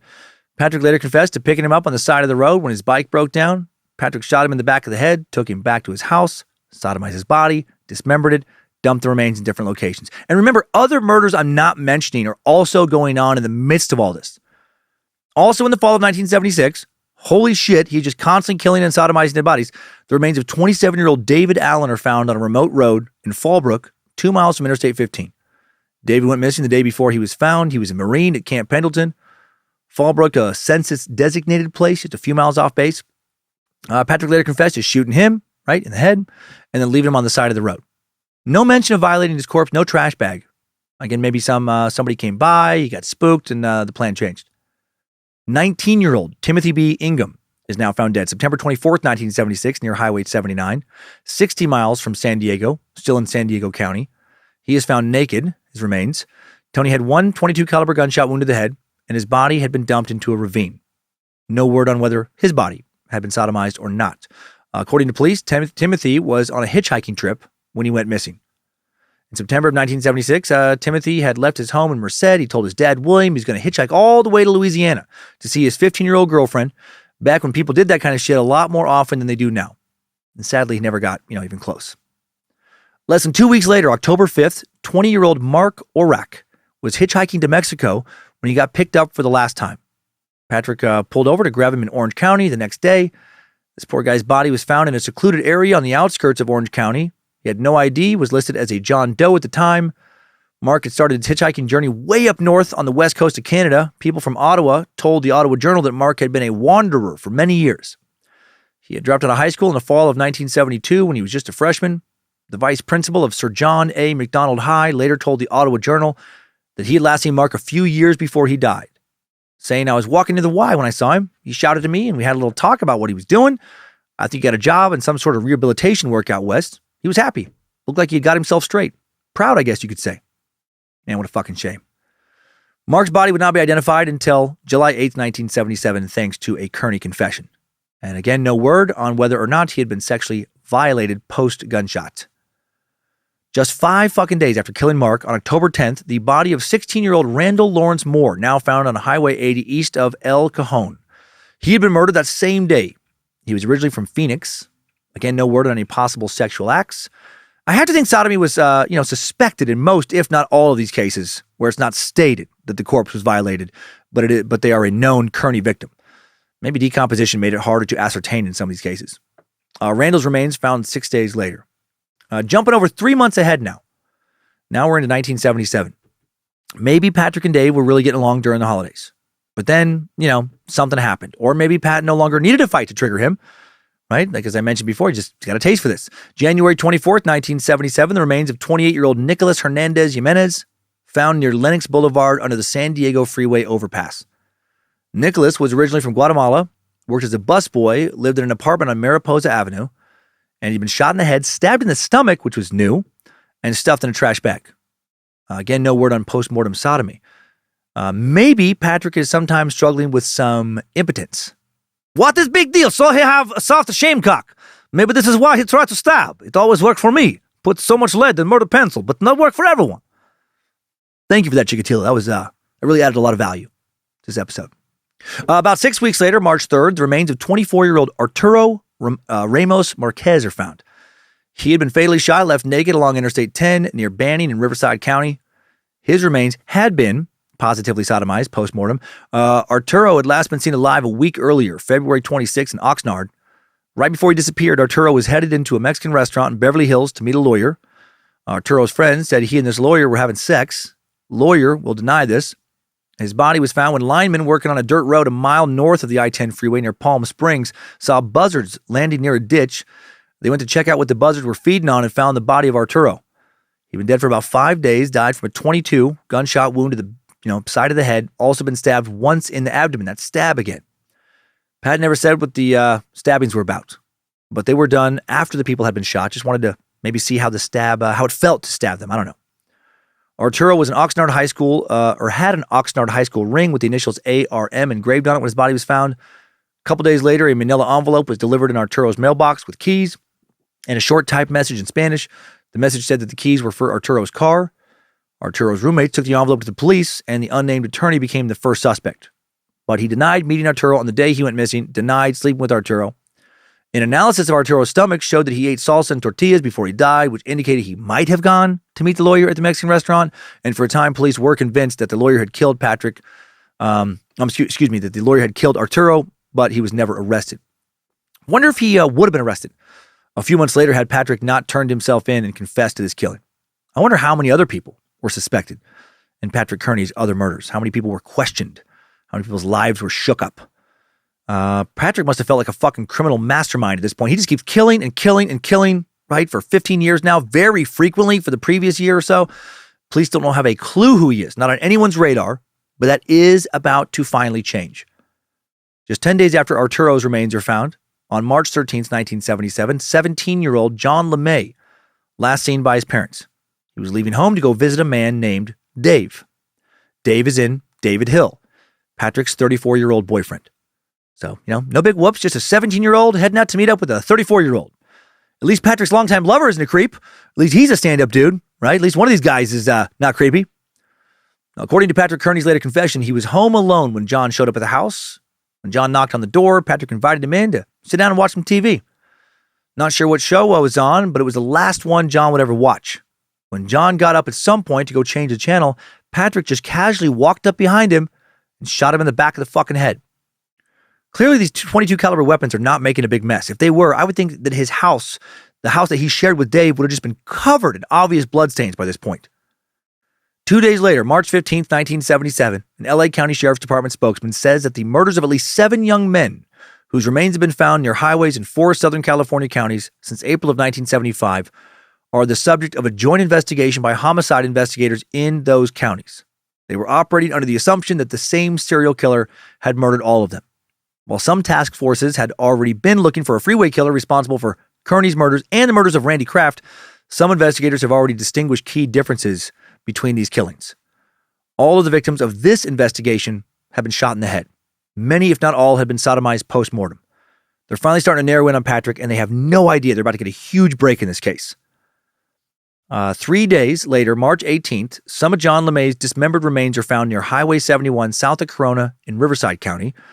What they found had been found drained of blood, put into 5 trash bags. The bags were sealed with nylon filament tape. 3 of the bags were crammed into 80-gallon oil drums, into one 80-gallon oil drum, and 2 were left on the ground near the drum. The bags were Mipro 6160, an industrial brand. The medical examiner guessed that John had been there for about 4 days. Investigators also found several pubic hairs on the remains that were not John's, and some green carpet fibers. They got stuck to that nylon tape. And these little clues will soon lead investigators straight to Kearney. These clues, plus the big fucking screw-up where John had headed straight to Patrick's house to meet Dave before John impulsively killed him. And what had to have been just a moment of jealous rage. I mean, that actually probably mainly is what led investigators straight to Kearney, but then combined with the other evidence would seal the deal. Big fuck up. John's mom, Patricia, identified his body. His head was not found by medical evidence and a scar on his left leg. Patricia LeMay had reported her son missing back on March 13th, and she told police that John had left to visit a friend named Dave. So police do some digging. Who is this Dave character? John's friend, Michael Traynor, gives the police Dave's full name and directs them to his house at 1906 Robinson Street in Redondo Beach, to the house that Patrick, owned. That house has not been updated much, it seems, based on some real estate apps. Maybe not since these fucking guys lived there. Pretty small, 812 square feet, 2 beds, 1 bath, estimated at being worth a bit more than the $20,750 that Patrick paid. Now valued at somewhere between $800,000 and $1 million. That is some solid appreciation. Sorry, I know I nerd out about this stuff, which just fascinates me. The police talked to Patrick and Dave now and learned that John had met Dave at the Midtown Spa, a place, according to Dennis McDougal, that was one of the oldest discreetly gay bathhouses in downtown LA. Previous victim, Arturo Ramos Marquez, his name is written differently, sorry here, also visited the Midtown Spa. The police connected Arturo and John when they connected the Midtown sign-in list. 2 other names appeared repeatedly on that list, David Hill and Patrick Kearney from Redondo Beach. So they've almost got this motherfucker. Sadly, before an arrest can be made, Pat decides someone else is going to die, another very young victim. Investigators don't have quite enough at this moment to arrest Pat. Not yet. 8-year-old Merle Hondo Chance goes missing the next month on April 6th after he left home on his bike. Poor little dude lived in Venice. Merle was reported missing on April 6th after he failed to come home after dark. He'd gotten into an argument with his parents about a trash fire that initially police thought he might be hiding out over, worried about being in trouble. He was last seen riding his bike around 3 p.m. that day near Jefferson Boulevard and Inglewood Avenue. By Saturday, April 9th, police no longer think he has just run away for a bit, and a bunch of officers are out, working overtime, searching for him. Initially, they're very hopeful that they can find him. There was a reported sighting of Merle Saturday, April 9th. A witness reported seeing him riding his bike near Hughes Aircraft in Westchester. Maybe they did. He might have actually been, hiding out for a little while. Investigator Rosalie Kimberlin from the LA Venice Division said a few days later, this sounds kind of hopeful that he may be hiding out. If he was seen Saturday night, chances of foul play are not strong. But of course, chances of foul play are 100%. Patrick saw Merle riding his bike in the Hughes Aircraft parking lot. He'll later confess. He didn't say what day exactly he saw him. Said the kid was having bike trouble. Patrick offered to help him. He put Merle's bike in the back of his truck, drove him to a bike shop, got the bike fixed, took Merle to a hamburger stand next to Tito's Taco Zen. I fucking love me some Tito's hard-shell tacos. Shredded beef, grated cheddar cheese, sliced iceberg lettuce, the good kind, in a freshly cooked corn tortilla shell, and then I throw a ton of guac and salsa on it. I've had so many happy meals at Tito's Tacos. So strange to think that Patrick Kearney once took an 8-year-old there right before he fucking killed him. While they ate, Patrick told the kid that one day he was going to take him to Disneyland. Then he drove him up north past Glendale, so, way north in the LA area, smothered him, kind of like he'd suffocated that 5-year-old Ronald Dean Smith Jr. back in 1974. But then this time, he does sodomize his corpse. My God, 8 years old. Patrick later said he killed Merle because he was worried about getting caught. He was with Merle for a couple of hours, said that, if Merle were to talk to the police, they would be able to find him and identify him as the killer based on, I guess, what him and Merle were talking about. But I fucking highly doubt that story. I think he killed him because he wanted to have sex with the kid's dead body. He was getting sicker right before they caught him. Later in April 1977, the police talked to Patrick and David again at their home about John LeMay. During this interview, while Patrick and David are getting themselves presentable, Deputy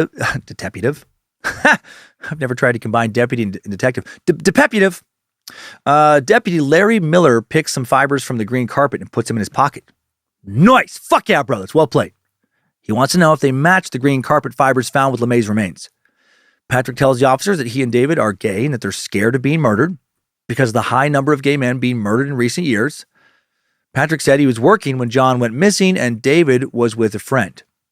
David tells officers that he had known John for 2 years, admits he had engaged in homosexual activities with him, and then the two police officers leave. And they don't arrest David because John, even though he wasn't 18, he was of legal age to consent to have sex with Dave. Next day, their crime lab confirms that the green carpet fibers that Miller had picked up were a perfect match to the ones found on the tape in the John LeMay case. Now deputies go to Hughes Aircraft to verify Patrick's alibi.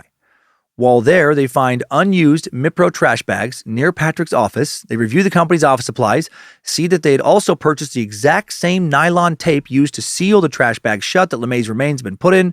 The alibi also does not check out. Obviously, Patrick is the main suspect, with Dave being looked at as an accomplice and possible second killer. But that carpet fiber match is not usable in court. Not at this point, because Miller took them from Patrick's home without permission. Miller is told by a prosecutor that he'll have to go back and ask for carpet samples. Shit. Well, he gets lucky. May 3rd, 1977, Larry Miller, Deputy Dan Wilson, head back to Kearney's house, ask for the carpet fibers, and David and Patrick, surprisingly, agreed to give them to them. Patrick's ass crack must have been filled with so much fucking sweat. Or maybe he thought he had been careful enough not to get any fibers on LeMay's remains. Or maybe part of him wanted to get caught. The two men also then agreed to hand over their pubic hair. I wonder if Patrick was so pissed he was being asked about all this shit in front of Dave, who, of course, he's going to keep doing whatever officers want, right? He didn't do anything. Just like, yeah, no problem. Meanwhile, Patrick's like, sure. Yeah, you bet. Like Dave said, we'll go get you some of our pubes. Thank you, Dave. So fucking helpful, Dave. Patrick's pubic hair does match the hair found in one of the trash bags full of LeMay's remains. By May of 1977, the police are closing in on making an arrest for Patrick. They still want just a bit more evidence, I guess. They still think that David is involved. So, they're closing on 2 arrests. Now Patrick and David are getting nervous and they start making plans to leave town. It seems as if Patrick is ready to leave because obviously he has been killing a ton of people. David is ready to leave. Well, because who knows? Maybe he's worried about being framed. David now writes to Patrick's grandma, who lives in Barstow, asks her to sell Patrick's house, pay their bills for them because they are heading out of town. David wrote that one of their friends was killed and the police have been harassing them about it. The letter instructed Patrick's grandmother in meticulous detail how to dispose of their belongings. They told her that they were heading to Canada with 2 friends. David wrote, "We are not going to live or work in the LA area any longer. When we come back, we will move to Barstow. We are not able to handle things and need your help." David said that Patrick was too tired to write, and that's why he wrote on his behalf. And Patrick probably was exhausted, stressed the fuck out. He's about to become a wanted man. Patrick soon will ask his grandma to sell the house and pay $6,000 worth of debts. He told her, "I don't care how much you sell the house for. They say it's worth $40,000 to $50,000, but I just want to get the bills paid." Patrick said that if he didn't pay off his debts, he'd be placed in jail. And then finally, he asked his grandma to sell his business, right? Pat Kearney's DTF Dobermans. Tells his grandma he currently has an inventory of 37 Dobermans and that she should be able to fetch $500 a pop for him, way above typical asking price. Why? Well, because these motherfuckers have the cleanest, the sweetest buttholes in the LA area. He tells his grandmother if she doesn't believe him, she is, of course, free to lick each and every one herself. He tells her these butts are so clean, you can eat off of them, and that he does eat off of them several times a week. Fact. Print it. No, May 6, 1977. Back to reality now. Patrick calls in sick to work and then never returns to work again. According to Dennis McDougal, when Patrick sent his resignation letter, he was about to be hired as an overseas engineer in Saudi Arabia for a defense contractor. Said he'd been given secret security clearance and was going to take company-sponsored classes in Arabic, about to make a whole bunch more money, if this is true. Also maybe start killing again in a new country where he's not a suspect. 2 weeks later, May 20th, 1977, Patrick picks up his final check at Hughes Aircraft. His future in this industry is over. I'm sure he knows this. I can't believe he's still hanging around town. Now he and David flee to California, traveling to, flee out of California, traveling to El Paso, Texas, first driving to Arizona, and then New Mexico. Their families try and talk him to, coming back home, surrendering themselves and clearing their names. June 2nd, 1977 now, Judge Howard M. Dabney of Riverside County issues warrants for the arrests of both Patrick Kearney and David Hill. They are wanted for, a double homicide. The police had just completed a second search of Patrick and David's home. Evidence from a vacuum cleaner had linked Patrick, and they thought also David this time to to another murder. Investigators found round plastic circles that matched punch-outs from Mipro chemical-grade trash bags used to hide bodies. So actually, they did think, possibly additional murders, but I think they did just charge him with 2 initially. Patrick had a supply of Mipro bags in his attic. Also found a hacksaw blade. Looked normal at first glance, but when they took it apart, they found some blood and human hair wedged between the blade and a bolt. Patrick had not cleaned it as well as he thought he had. They sprayed luminol in the bathroom, found blood in the bathtub and on the walls around the bathtub. According to McDougal, Patrick would later say, I washed a lot of the bodies because with dried blood, you can leave fingerprints. I was worried about leaving bloody prints around, and they began to smell if they're not clean. A box of manila envelopes linked Kearney and Hill actually to Arturo. The yellow cardboard envelope used to mail the car keys came from a box found in Kearney's house. Weird that he did that. The blood in the shower matches John LeMay's blood type, pubic hair, carpet fibers, and hair from 2 poodles in the home match those found on John's body. The Riverside Press Enterprise now publishes the sheriff's affidavit, which indicates evidence connecting Patrick and David to at least 2 murders, right? The bloody hacksaw, carpet samples, body hairs, states that the trash bags and tape used on victims came from Hughes Aircraft, carpet threads from their house, match carpet threads found on tape binding John's hands and on another victim's shoes, hairs from their dog had been found on several bodies. Word is out. It's on the nightly news right now as well. Patrick Kearney and David Hill are murderers. June 9th, 1977, the LA Times reports that skeletal remains found in the Angeles National Forest were identified as Merle Hondo Chance by the Los Angeles County Coroner's Office. Merle was identified by his dental charts, that poor 8-year-old kid, right? Patrick's last victim. Merle's remains were found May 26, 1977 by a hiker in a shallow animal-ravaged grave. The grave was marked with stones and located in the Hidden Springs area, 11 miles north of Altadena. The grave was unearthed by rain, and the body had been there for 6 to 8 weeks when found. Merle's bicycle was not found. Less than a month later, tired of hiding out, July 1st, 1977, Patrick Kearney and David Hill walk into the Riverside County Sheriff's Office, point at their wanted posters, and said either, that's us, or we're them. And then Patrick sat down with investigators and started confessing to a bunch of shit they were not ready for. Roughly 3,500 dogs fucked. Another 5,000 or so dogs fucked him, also illegal, and at least 10,000 canine buttholes licked. It was a record, a world record. The whole department started cheering. Investigators immediately called people from Guinness. Pat confessed to way more than the few murders he was suspected of committing.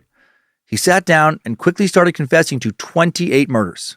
Those investigators' minds must have been fucking blown. Why did he do that? Why not fight the charges? Did part of him want it all to be over? Seems like maybe. Was he tired of just, worrying about being caught? Did he truly care about Dave and wanted to make sure he didn't get dragged into what he'd done? When Patrick was asked if he had any association with another killer, all he said was, inadvertently. I lived in Long Beach and I did a lot of corresponding with people who put ads in the free press. He declined to elaborate, unfortunately, on what the fuck that means. It did seem to investigators as if Patrick's eyes lit up with recognition when they asked him about the Kraft-style torture of some other Freeway Killer victims. But Patrick seemed almost offended that he was considered a suspect in those murders.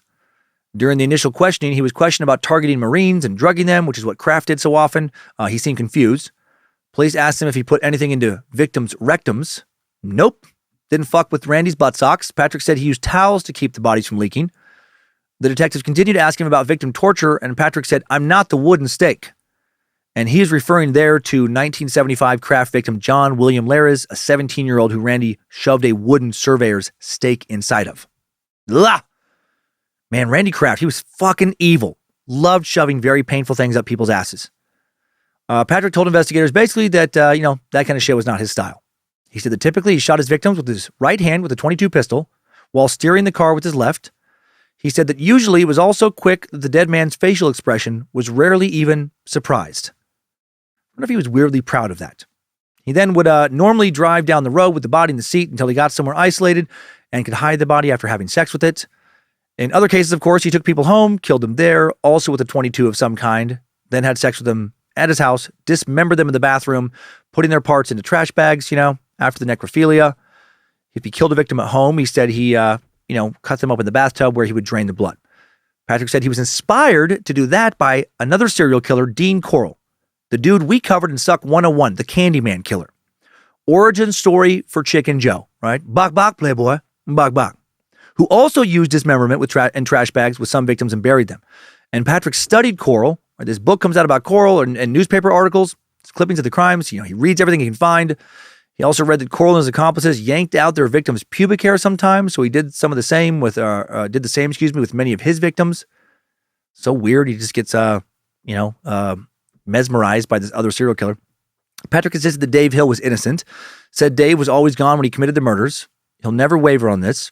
To prove he wasn't fucking around when it came to other murders he claimed he committed that the police hadn't suspected him of, Patrick drew a map to the triplex house in Culver City. This is the first body he shows him, where he and Dave lived from 1968 to 1970. And, he said the remains of a man named George would be found there, and they were. Patrick said that he was paranoid that he would be caught after killing George, but after a year, realized that he'd actually gotten away with murder.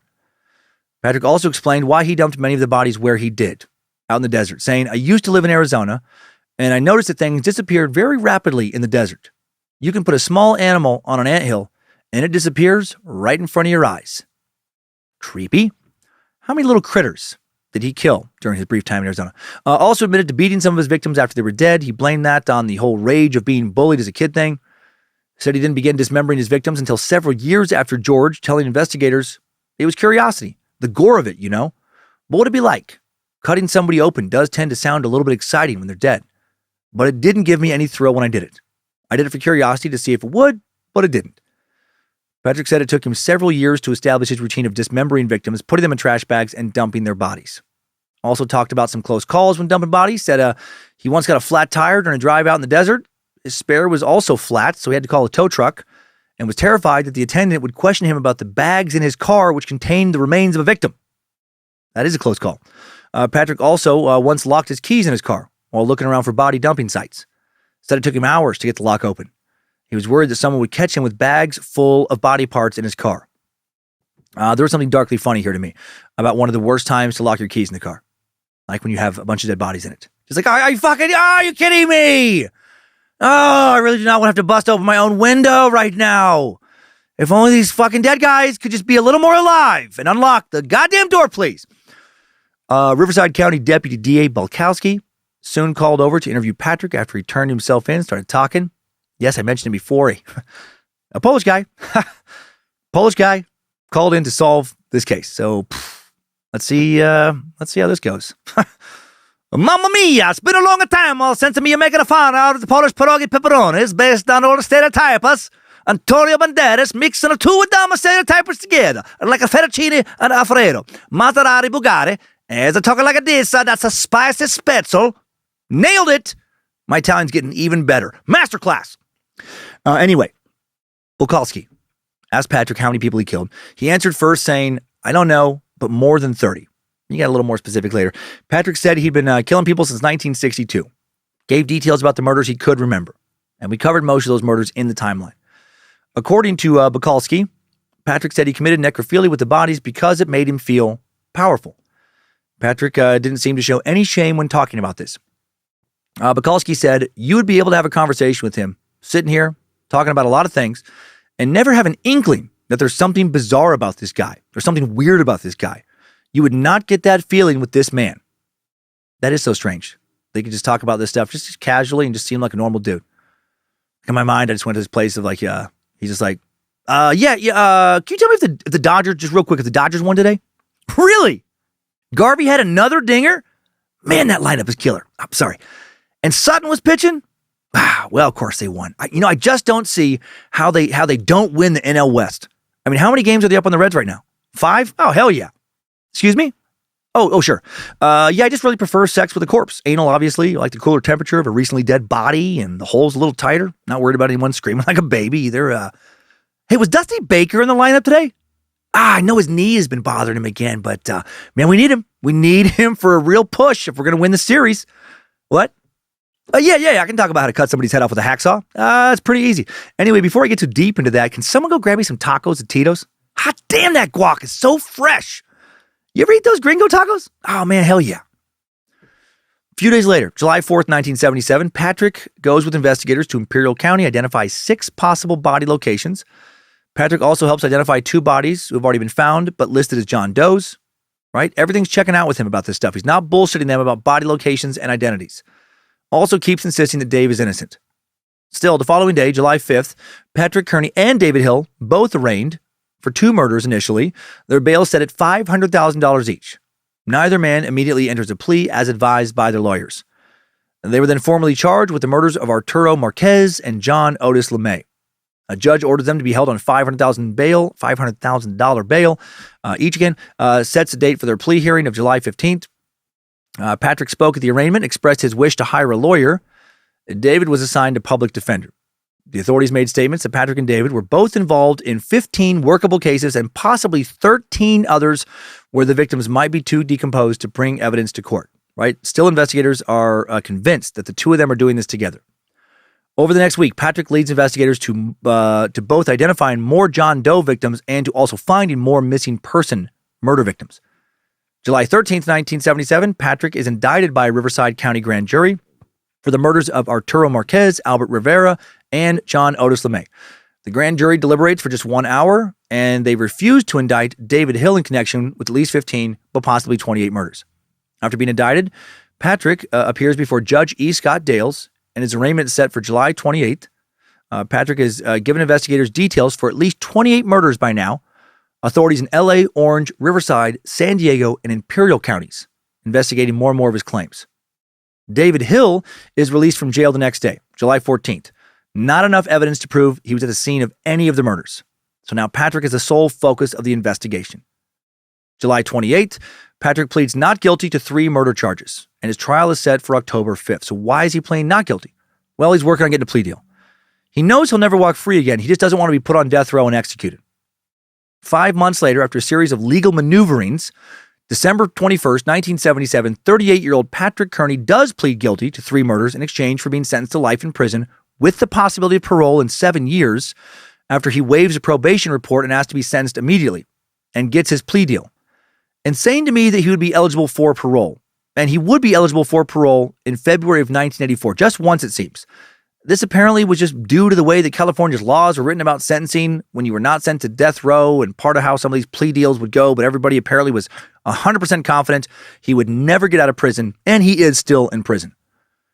Patrick's attorney advised him to plead not guilty by reason of insanity, but Patrick pled guilty and asked for immediate sentencing to make sure that he avoided the death penalty. On December 21st, the judge lifted a gag order, allowing the media now to report details about these murders. Reporters were allowed to interview Patrick in court after his sentencing, but he declined to speak. He just said, "I can't allow myself to think about it much. It's too painful." What? It wasn't painful to do it, obviously, but painful to talk about it now? What a selfish prick.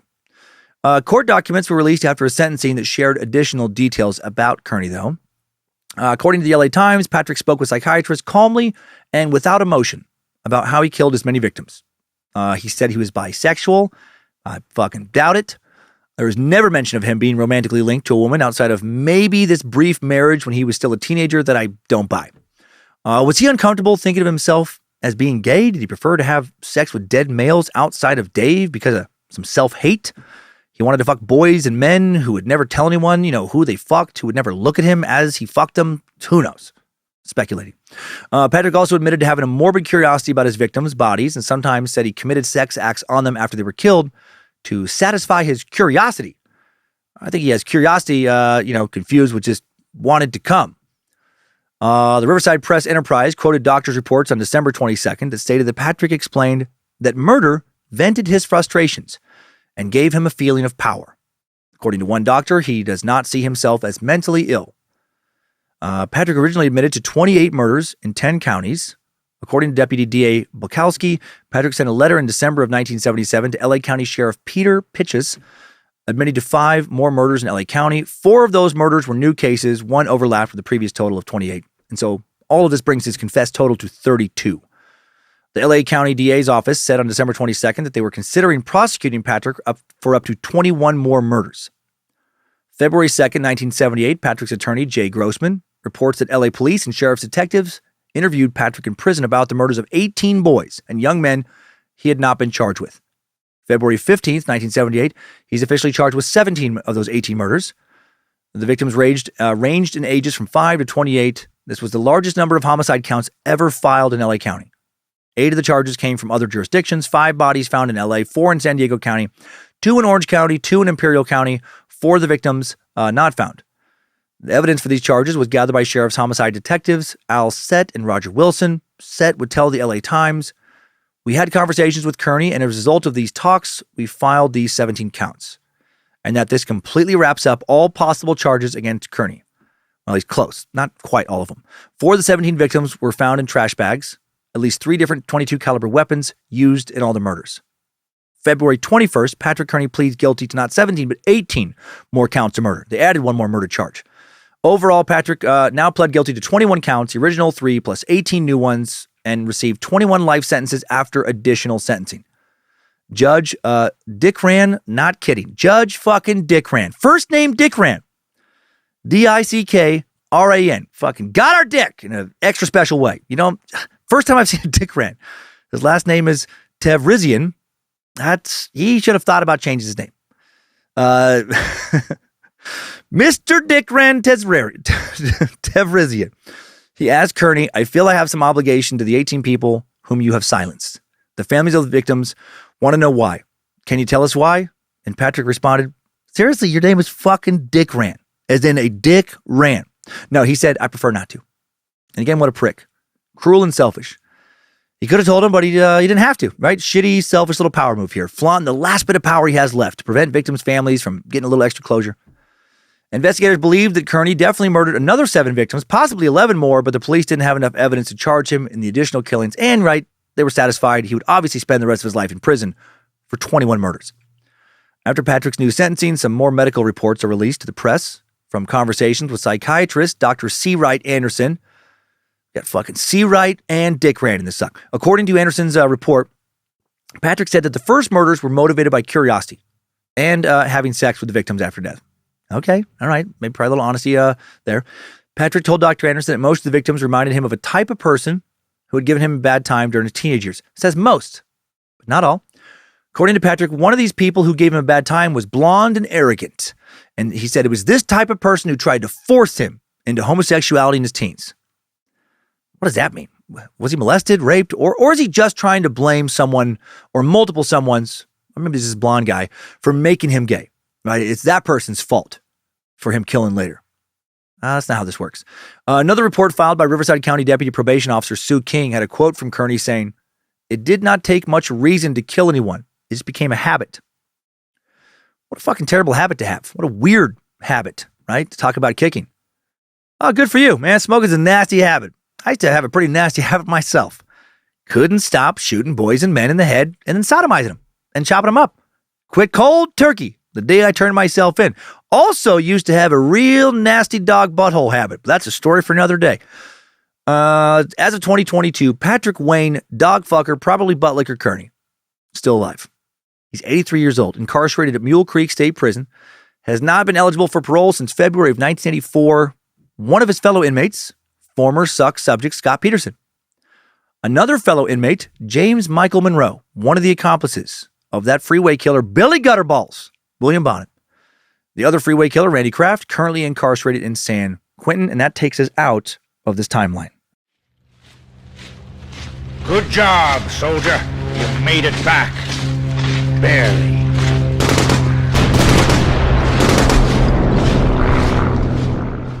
Okay, before I recap about Mr. Dog Butt Liquor, I have one more fantastic sponsor I want to share with you today. I am very, very excited about. Timesuck today is brought to you by the new AD&D campaign, Nimrod's Realm. Explore the mysteries of the universe as you fight to get out of hell and into heaven. That is, out of Nimrod's butthole and into his alpha and omega ballsack.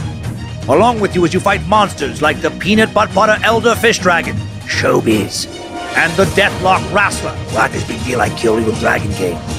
You will need to sway Lucifina and Bojangles to your side. You cannot win without the help of these powerful gods.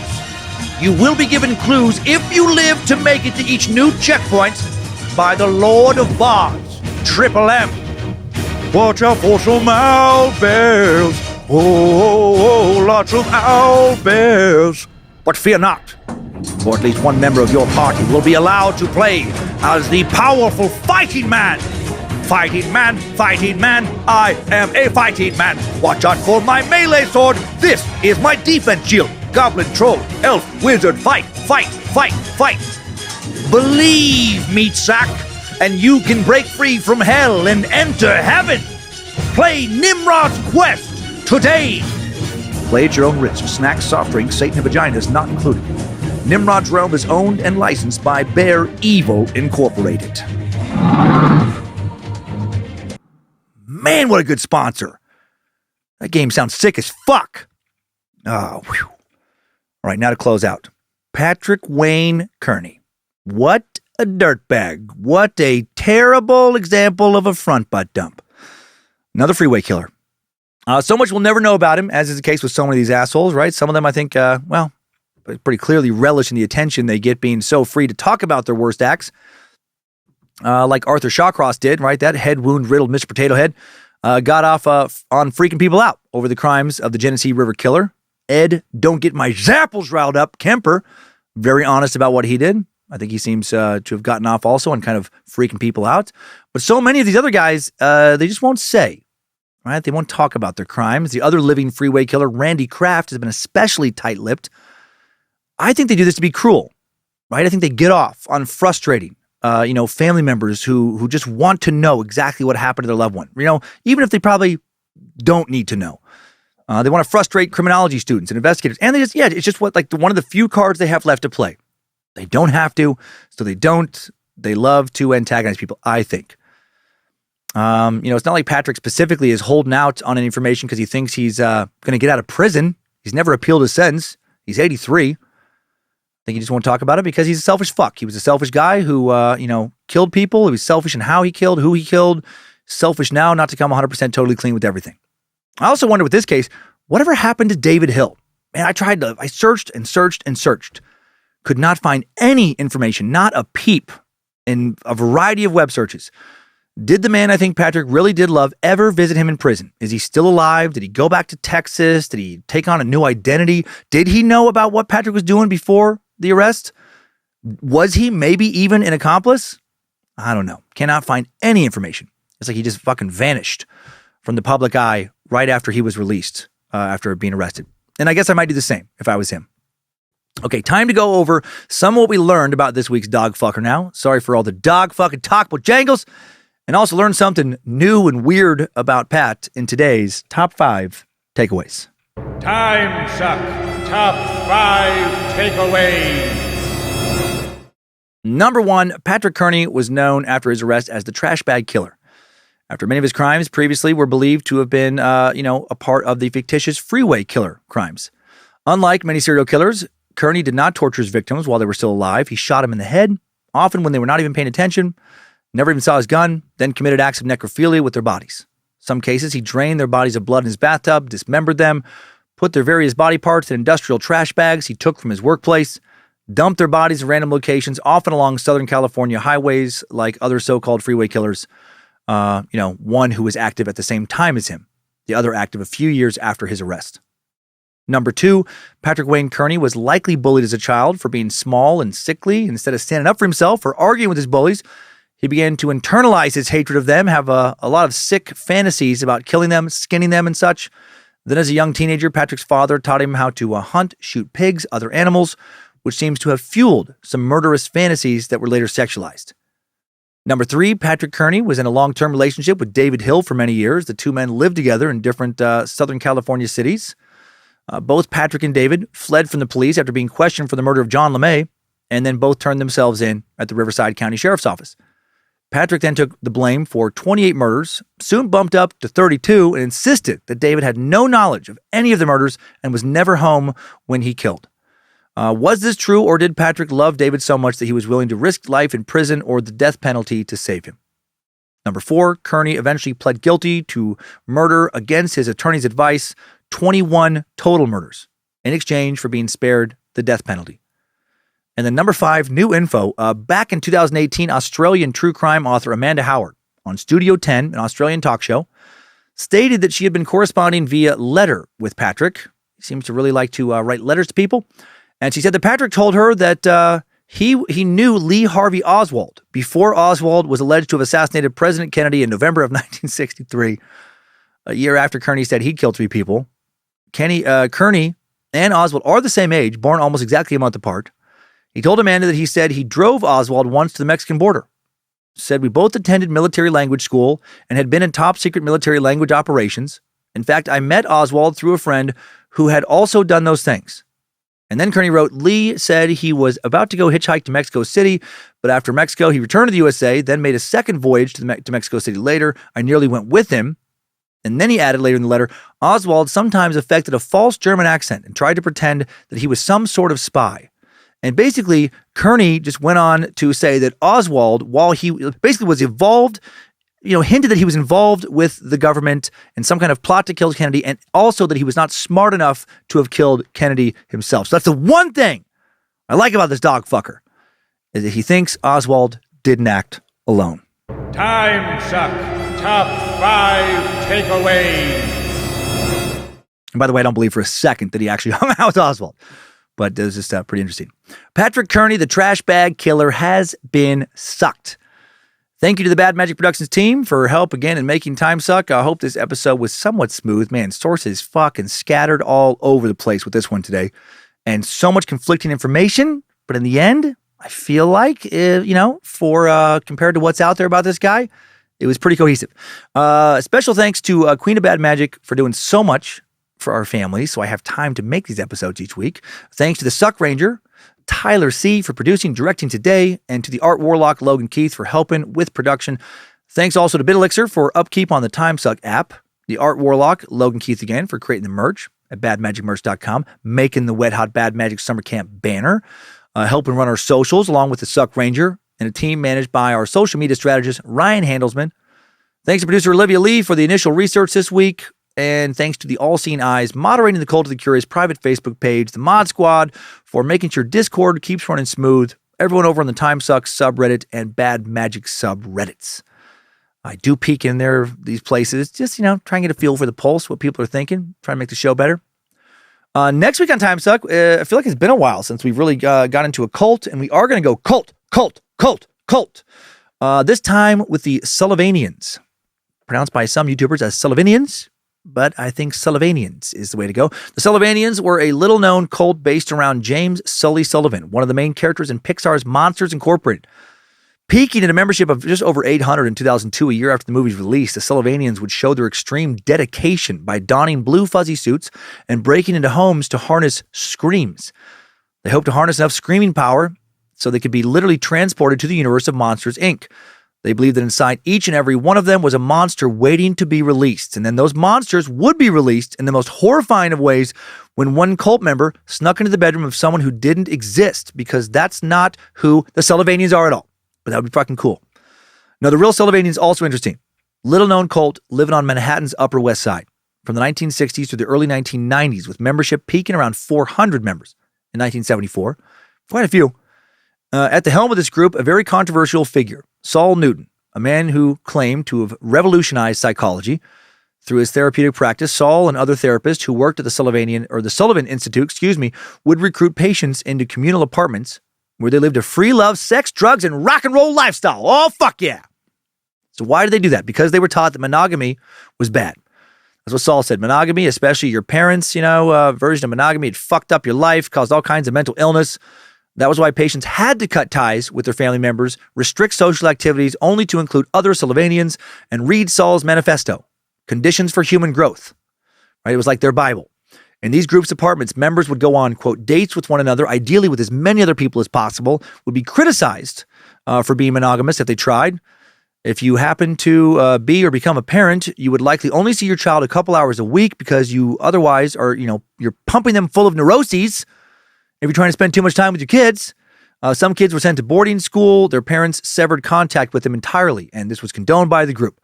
Through the group's 30-year history, members of this weird cult performed insane plays, recorded revolutionary music. Can't wait to hear that. Hope I can find some. Led strange raids on neighbors' apartments and businesses, and slowly devolved into paranoia regarding, well, just about everything. And while continuing to line their therapist's pockets with cold, hard cash. The strange, sex-filled story, Hail Lucifina, of the Sullivanians. Next week on Timesuck. Right now, we're heading to this week's Timesucker updates. Updates? Get your Timesucker updates. Okay, first update from Sharp Sack Mind. Tim, I don't know how to say your last name. Cassior, spaghetti. Tim writes regarding the Amanda Knocksuck. Dan, in your last Timesuck, why didn't they DNA test the turd? That would have told us who the killer was. Hashtag test the turd. Well, thank you, Tim. That's a great thought. And I'm guessing those idiot investigators probably just flushed it. Thank you for sending the message with hashtag test the turd written in it. That's exactly why I included it. Now another quick one, because we're going to have a long one at the end. A shout-out request from Horny Sack and Hard Olive-Oiled Father Daddy, Dan Young. Dan writes, Dan, I, your loyal space lizard, am writing this to tell you that I love my girlfriend Laura, who isn't a lizard. Yuck. She has only recently started sucking on your info and goes for murder sucks. I hope you'll read this on a non-murder suck. I didn't, obviously. That way she hears this a long time from now and either absolutely hates me and this message, which is funny to future me, or she loves it and future me gets laid based on something in the past, which let's not get ourselves all mind-fucked over that Back to the Future style. Regardless of all that, I give her 3 out of 5 stars. Wouldn't change a thing. I hope she still likes the chicken soup, which is our code for sex. Yes, read that. She will be embarrassed. Thanks, Dan. Well, Dan, I did choose to read this on a murder suck because I want you to get laid faster or be left quicker. Get laid faster or have her leave you sooner so you can find someone who appreciates a greater diversity of topics. JK, kind of. Fucking suck it, Laura. You chicken soup loving freak. Hail Lucifina. And by it, I mean hot, hard, dripping Father Daddy Dan. Now another quick one from Puss Ejection, Cam Ford, who writes, this is, obviously relating to the Caesar suck. I was born Derek, 1981, and was a front butt dump. Having just started to listen to your Caesar episode while walking a very good boy, Bo, Dalmatian, and our sweet lady Maya, Pitbull Rescue, I just want to say thank you for your comedies as I enjoy your open-minded point of view. Lover of Bojangles, Lucifina, and wrestling. You 100% suck. 3 stars, hugs and kisses. Cam, P.S. Mother. Thank you, Cam. I only read your message because you wrote front butt dump, which I can't say quickly. I like that phrasing, but it's kind of a tongue twister for me. Front butt dump. From a dump. From a dump. Front butt dump. Okay. Well, from one front butt dump to another. Hail Nimrod. One more. I'm really trying to make that phrase stick. Ending on a big one from a badass motherfucking beat sack. Here to give D&D one hell of a positive PSA. Super sucker Scott Smith writes, hello to the Timesuck crew and to the ultimate paladin of Nimrod. I shall not apologize for the length of this email, for I do not wish the wrath of the Suckmaster to hit me with his mush mouth of knowledge attack, dealing 12 die 10 of necrotic pronunciation onto me. Nice. Nor do I wish his faithful animal companion, Bojangles, to hit me with his communistic krill bite. I merely want to thank you for sucking on a topic I've been waiting years for you to do. I wanted to actually share my story of triumph over depression and suicide. Yes, it was you and Dungeons and Dragons that allowed me to do this. But first, a little backstory. I'm a Marine Corps veteran who served 2 tours in Iraq back in 2009 and 2010. Being a Marine, things were super easy and relaxed out there. JK. I don't have to tell you about the trauma, death-defying experiences, or the demons that constantly battle in my head for superiority. I don't feel I stand out by any means, nor do I think I have it worse than the next service member that did their time. But I can't tell you enough how tough it has been. For more than a decade, I prayed that I just simply wouldn't wake up every day. Didn't want to inflict harm on myself. I just wanted it to all end without leaving a tragic scene for my wife and kids to find. I just wanted it to stop. Since leaving the service in 2010, the VA has pushed 17 different medications onto me to try and alleviate my symptoms of depression, anxiety, and PTSD. It was a nightmare. At one point, I was taking 24 different pills a day in order for me to function. Holy shit. I spent a couple years as a zombie in a shell of my former self, and other years waking from nightmares on a nightly basis. Then it happened. I was working at a meaningless job at the time, one where I filled vending machines while wearing a headset that didn't work. That's pretty funny. I wore it for the sole purpose of making strangers think twice about approaching me. That's fucking great. I get it. It was just me and my service dog, Maddie. I worked 10+ hour days in and out of buildings with my pup just doing my job. One day I decided to buy a working pair of headphones and turn on some Pandora stand-up comedy. Yours came on. I forgot how funny you were in my earlier years and immediately got hooked to your stand-up again. I'm proud to tell you that you made this guy laugh and smile a few times while at this point in my life. You made my days way more bearable, and for that I thank you. Then there was an announcement on Pandora about Timesuck. I immediately started downloading episodes and have been hooked to all of the Bad Magic shows ever since. Cut to a year or so later, one of the guys that worked at the same company as me stopped me as I was leaving the building one night. He explained to me that he was a closet nerd, and had recently wanted to start playing Dungeons & Dragons again. It had been years since he had played, but needed friends to play with him. To this day, I have no idea why I agreed to do so, but it set off a chain of events that has changed my life. He, myself, and a few of his personal friends hopped online to an RPG playing website and started playing. I was immediately hooked. I had enjoyed playing RPG video games as a kid, but this felt so much different, so much more fun. Once the shortened campaign had ended, I told him I wanted to give DMing a shot. I got to work immediately. All my spare time, this is awesome, was then devoted to creating my own world, ranging from small villages to giant cities. I fucking love this. I created NPCs, non-player characters, big, bad, evil assholes, and special friends for my players to meet along the way. After a few months, I got everyone together in person and we started rolling dice. You wrote it correctly. We have been playing the same campaign. I think you did. I get those two confused. We have been playing the same campaign in a world and adventure of my making for over 3 years now. We meet weekly in my home, share laughs, solve puzzles, and enjoy each other's company for multiple hours. It has literally been life-saving. Anytime I feel like my demons are starting to emerge, I pull them from my head and put them on paper as the next villain that my friends take pleasure in destroying. Anytime I feel guilt, I write storylines to connect my friends' characters to lost loved ones in our games. Man, you're a fucking artist. Yeah. And anytime I feel alone, I simply call them up and say, let's have a random extra session night this week, and they're always down. Oh, you got a good crew. This journey that I've been blessed with has not only changed me, but has changed the lives of so many people out there. Since I started playing more, I've made many new friends, made campaigns for my family to play and enjoy, and I even DM for a group of veterans every week online as a Twitch stream. There's something about setting aside the pain and heartache of this world while immersing yourself into a fictional one of triumph, fun, and fellowship with friends. Thank you for listening to this rant of mine, but I wanted to show you how your comedy in some tabletop role-playing game from the 70s has literally saved my life. I want to live. I want to keep sharing my stories and games with others like me. Oh, fuck yeah, hell Nimrod. If it only helps one other person, then that's something I can use to keep going. Yep. Thank you again for the amazing work you and the Bad Magic crew are constantly doing. Know that you guys and gals are responsible for happiness in this world. Love you guys. Scott. P.S. You mentioned the Ravenloft story in your suck, and I have to tell you it's one of the greatest modules that has been put out. They have revamped it, calling it Curse of Strahd. It's actually the module I am DMing on Twitch with other veterans every Tuesday night. If you want to check it out, just search for MVG, all caps, MVG caps, charity, all one word, MVG charity on Twitch. MVG stands for Military and Veteran Gamers. Great nonprofit that works with veterans using gaming as a form of therapy. PSS, if you should ever want to play again, please, please, please let me know. I would love nothing more than to fly out there for a one-shot campaign for you, the Queen, and anyone else that would love to play. I promise to make it super fun, super funny, and one hell of a good time for everyone involved. Oh, man, fucking thank you, Scott. Yeah, man, if we ever have enough time in our lives again to do shit like this, which I will eventually, Oh, that sounds like a blast. And man, that message that you sent in made me so happy. Just like filled my heart with joy. It's just fucking great. Just to have this place where you can pour your imagination into it and just get so much back from it and just give to so many other people's. Man, you're doing a version of what I do. It's just you're an artist, man. You're an artist, and your medium right now is fucking Dungeons and Dragons. You're using, your creativity and your imagination to create this world that people can immerse themselves in. Which is, the scale is different, but the basis is not that much different from like somebody who makes a movies or a series or books or whatever, and it's fucking beautiful. And art is life-saving. I don't know what I would do without it, man. And hail Nimrod, I'm so happy for you. Keep playing that game. And again, you can search on Twitch, MVG Charity. Ending the show, a dark show, on a very happy note. Thanks to your message.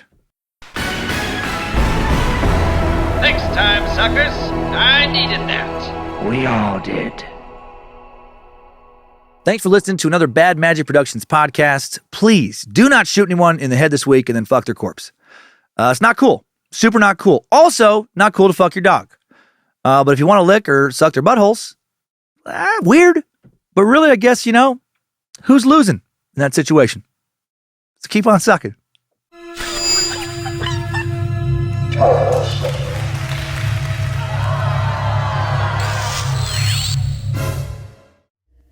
Bad Magic Productions.